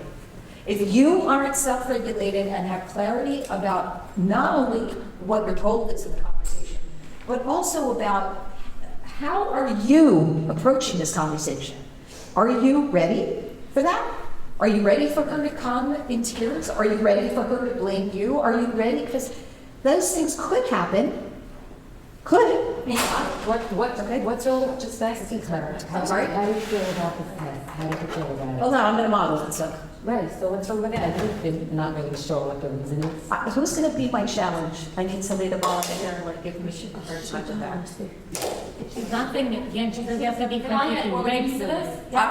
Making sure the girls are in the right space, because I will let a girl talk about tests and she say you're in the right space. But her teacher was doing. Right, very good. Absolutely, absolutely. The child has to be in the right space for it too. Otherwise, what's the goal of the conversation? The girl, you returned it, she's a capable girl, she didn't do well. Okay, something's up. What's going on with this? That if she's not in a space to be able to talk about it, having that conversation isn't going to go well. If you're not in the space, I was giving an example of what you should check in about so that you're mindful, but there are all sorts of things you should be mindful of. Are you in the right geographic space for the conversation? When you're going to pull her over in the hallway while her friends are walking by? That's going to go well, right? Okay. Be curious. You have a hypothesis about what might be wrong, but you got to check in with her as to whether you got it right. Okay. So who wants to volunteer with me? I'll do this one. I need somebody to be the girl. Who's like a capable girl who's just not doing well. Yeah,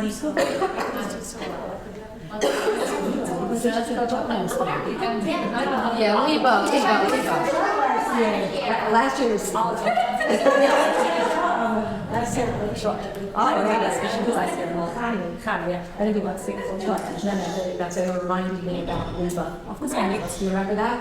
On the side of your skirts short. It's just like, okay. Connie. Hey. How are you? Right? It was a long day? Yeah. I know it's the end of the day, you probably really woke up. Yeah. Is that a good time to have a conversation? I know. We could have it another time if it's still like just like whatever. Whatever? So if you get to the spot, okay, you know, have this conversation later, will you let me know? Yeah. I really you get it? So first I'm going to tell you, I'm not here to get you in trouble about anything. Okay? I'm here because I actually was noticing something and I wanted to run it by you because it's very out of character. Okay? I know you to be in Polish, in Nubby, in Halacha, Shabbat, everything. Like all of your classes, you do well. You work really hard, you put in your effort, and you usually perform pretty well also. And this past exam was so uncharacteristically low. I didn't pass it. What? I didn't need to pass it. I got that. I meant to look down. No, but the thing is, you did. Social you can't take on. Okay, just go down steady, right? It's fine if you want to push it. Sorry about now, because right now I'm in a different position than I was as a high school kid, and I'm also looking at my students. But go on, okay, go on. Okay, so can you be the high school you? So that it's you. But you have to like fully there, right? Like the high school you, but like with me, right? Like me being me and you being the high school you. Okay, so are we still good? Yeah. Okay, go on. Okay. So it's just out of the ordinary, and I was wondering, did something happen? No, nothing. Nothing happened? So what would you say? I thought friends. had a good time. It's okay. It's good. Wait, say that again? I started with friends, so we went to pizza. We're good. I'm saying Okay, so you just chose to Yeah. not study for that exam and to let that one pass. Yeah, it's okay. Okay, and were you okay with the grade you got? Totally. It was fine, Doesn't make a doesn't difference. make a dent in your life. Okay, great. So that's fine. I totally respect the fact that you wanted to take the consequence of that. I just want you to know that when I think of you and when I look at you, I see somebody who has a chiyus when it comes to her learning. And really, I respect that and I admire that about you. And you know what, sometimes you feel like you just want to throw one, and I totally get that. But I just wanted to check in with you because I really care about you, and I wanted to make sure that it wasn't something I want. Good. Yeah. I appreciate it. Can I help you? Thank you. I agree. Thank you. I appreciate it. I appreciate you taking the time. Thank you. And I thank you for really caring. I really do. I appreciate that you care, but I'm good. Okay. Were you All right, so wait, Connie, She was smiling. Were you smiling with her? What is it? She Yeah, for sure. So she was honestly a good friend. Why you get me? Like, why you even try? So yes. Yeah.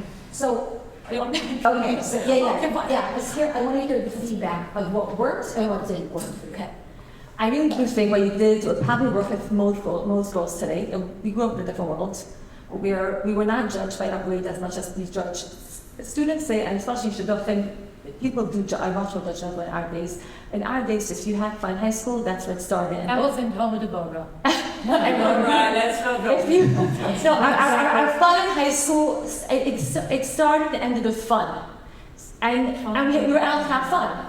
In today's world, a girl that does not belong in school usually has many other issues attached to it, so it becomes a little bit more scary. So you're a coach for everybody involved. So the adults are scared, whether it's administration, whether it's the parents, they're scared what else is attached to this. In our days, it was not noise, it was not technology, it was just having fun. I went to a party with my friends instead of studying for a test. We had the Seagate phase debate every single night, and we studied but we had fun, and nobody judged us because we're just having fun for our kids. Today's world, there's always something, and we're always scared. Not always saying that we're always scared there's something else attached to the situation. So what you did was perfect. And in most cases, I do believe it would go over. I do, which actually to be made my high school self. Yeah. If you told me my students, I may have been differently. Okay, so Well, that's 2025. Okay, it's okay, but so I want you to focus on the encouragement technique. Right, and it was there. It was there. It was there. Okay, so what It was really there. You told the kid, you told me that I see past this grade, this performance, that you really have a lot of potential, and it's not like I'm trying to butter you up. I've just seen it. I've seen your classroom. Potential that you have? Can I just add one potential and experience in whether it's a classroom or my test taking? You've seen or you feel that I can do a lot better. I don't know the words to use. Okay, so I'm not just Even when you're out to have fun, when someone puts a belief in a child, they usually want to live up to it. So even your high school self, when that principal would tell you that you're so capable and she respects the fact that you wanted to act this time, but you know she knows that you're capable of so much more, and the child being the the principal knows it, they actually want to live up to it usually. So I definitely think so. I do think so. I want to say one thing because I want to be really clear because I tried very hard not to do anything with respect to potential. I could care less. So maybe you said the word. I could care less. You have consistently done well on exams, and now you got a 60. What happened? Right? Is everything okay? And are you cool with that? I have no problem with a kid for an exam. You don't want to study? You do the crime, you do the time. You don't want to follow the rules, and you take the consequences. You totally get to do that. That's your choice, as far as I'm concerned. But I definitely did not want to go into the space of you have all this potential, you weren't realizing it. None of that. And I also didn't go into the space. I'm going to go back to what you said, but whatever you're saying now, you said that. Okay. How did you feel at the end of that conversation? Very good. Again, it would go over very well. And today, if I would replay now today's girl, today's student, this would go over very well. Okay. I just want to point out what we do, what I do personally job differently is because we know our students are preempt. I call those 5, 6 students before midterms and finals, and I say, what's your plan? Do you have a calendar? Do you have a plan? You're way too bright to get grades that are below show. It's Chabad. And she showed me her calendar, or she'll come back, and it does make a difference if you get them beforehand also. Okay, so You show that. okay. As long as that is received well, because that can also overstep. I can overstep, but Okay, it could be saying, you don't have your act together, and if it weren't for me pulling your act together. It's a story in progress right now. And I have a student, she's an 8th grader. We track for math. Now, our main math teacher is old school. She's not fuzzy, she's not nice, she's not sweet, she's like a sergeant major. Yeah. She prepares them for high school beyond. Okay. I have a student who came over to me, so I'm like, I want to switch tracks. I want to switch from the hard to the easier one. So I said to her, let me first of all, let me talk to the teacher. Let me also look what you got on the state test last year. And I look it up, and she got a 4, which was the highest. I said to Shira, you got a 4. How can it be possible that you should belong in the other group? She goes, I cannot do it, I said, okay, I'm going to speak to the teacher. I speak to the teacher, and this teacher says, Sergeant Major, something I speak to, she says, take her, get her out. She belongs there. She says, Shira, she could do it. She's lazy.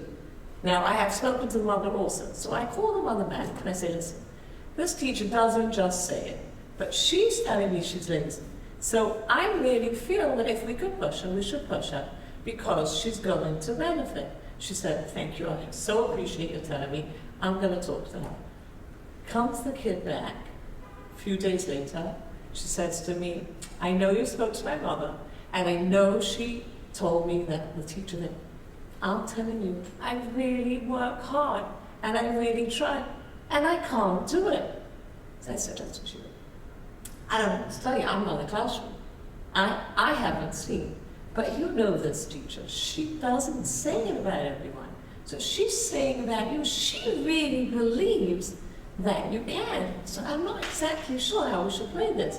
I say, because I have no problem. I have room in the other class. It's so easy for me to move you. Right. But it would be better, bottom line. I said, let's have a meeting. You, me, and the teacher. So she comes to me, that's how sure she wants it. But fine. She's like, okay, next day we're having a meeting. I'm meeting with the board. I said, Shira, can we not have a meeting? No, we're committed. The teacher's coming, especially to the meeting, we're coming. I sit it down. I say, okay, Shira, please tell Mrs. So-and-so. Now, I'm here. You can tell her. Sit. Tell her why you think you can't do it. So she proceeds to tell her that she tries the examples that she can't do. Well, it's easy, but it's really hard. So the teacher says, no, this was a very hard chapter. And it's okay that you didn't do well. And I'm not telling you you're going to get 100 ever in my class. But I believe you could get 75, and a 75 in my class is worth a lot more than if you go into the other class. Smart. So she's listening, and she's arguing. There was a lot of back and forth. And I said, your mother's willing to give you a tutor. Are you willing to have the tutor in order to stay here? She thinks maybe. Let me tell you, okay, it's a work in progress. I don't know what's happening, but she walked out of this meeting. Yes. Because I explained to her that both teacher and I only have your interest in heart. Yeah. We have nothing to think. And she really did walk out of this meeting with her head a lot higher than it was when she came in. Okay, so beautiful. So that's right. It's nice to hear that you were able to give her the opportunity to speak for herself and to be a part of that conversation about her and her schooling and her motivation and her interests and her intent, right? So that she's actually able to. And you had no vested interest. It didn't matter to you which way it went, one way or the other. So in that respect, there is an encouragement factor to it because you're looking not at the behavior or the score, you're looking at the totality of the person and saying, you've got this. I can tell you did the 4 before, so you're clearly understanding if the teacher thinks that you can do it. The only thing I would add is what is it that she can do that might have been also more encouraging to this girl? She could have done? Yeah. What else might have been an additional layer of encouragement? What did this? Great. I don't know who's that. We'll find out. Maybe validate the frustration of She did. I did. I told her, get it. I totally get it. I would have been her. Yeah, I would want to give up. Okay, the easy way out, why not? Praise the effort also. I would also have loved to have seen her grades from the board this chapter. And if he would have shown, look, you got a 9. Well, we did, we discussed the grades. Yeah, her grades are definitely in there, they were in that discussion. What things? Sorry.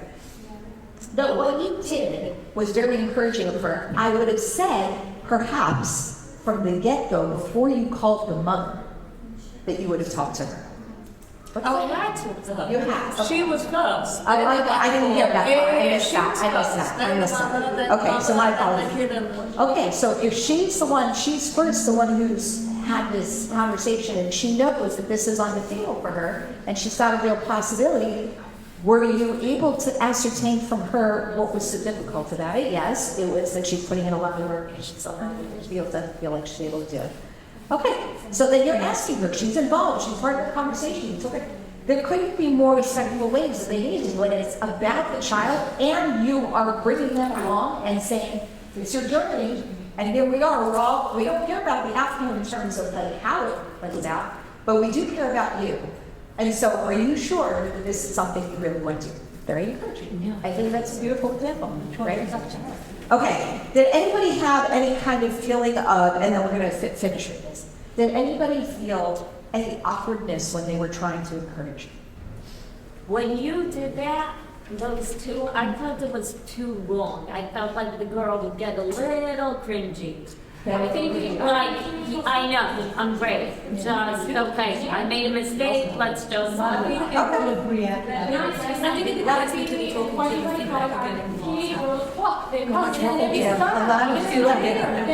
That they want to.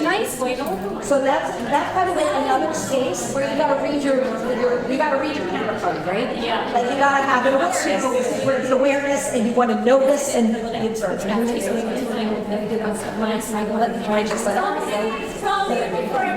Okay. Yeah, here, come to your now. Thank you guys very much. Thank you. Thank you, Laura. I know I speak for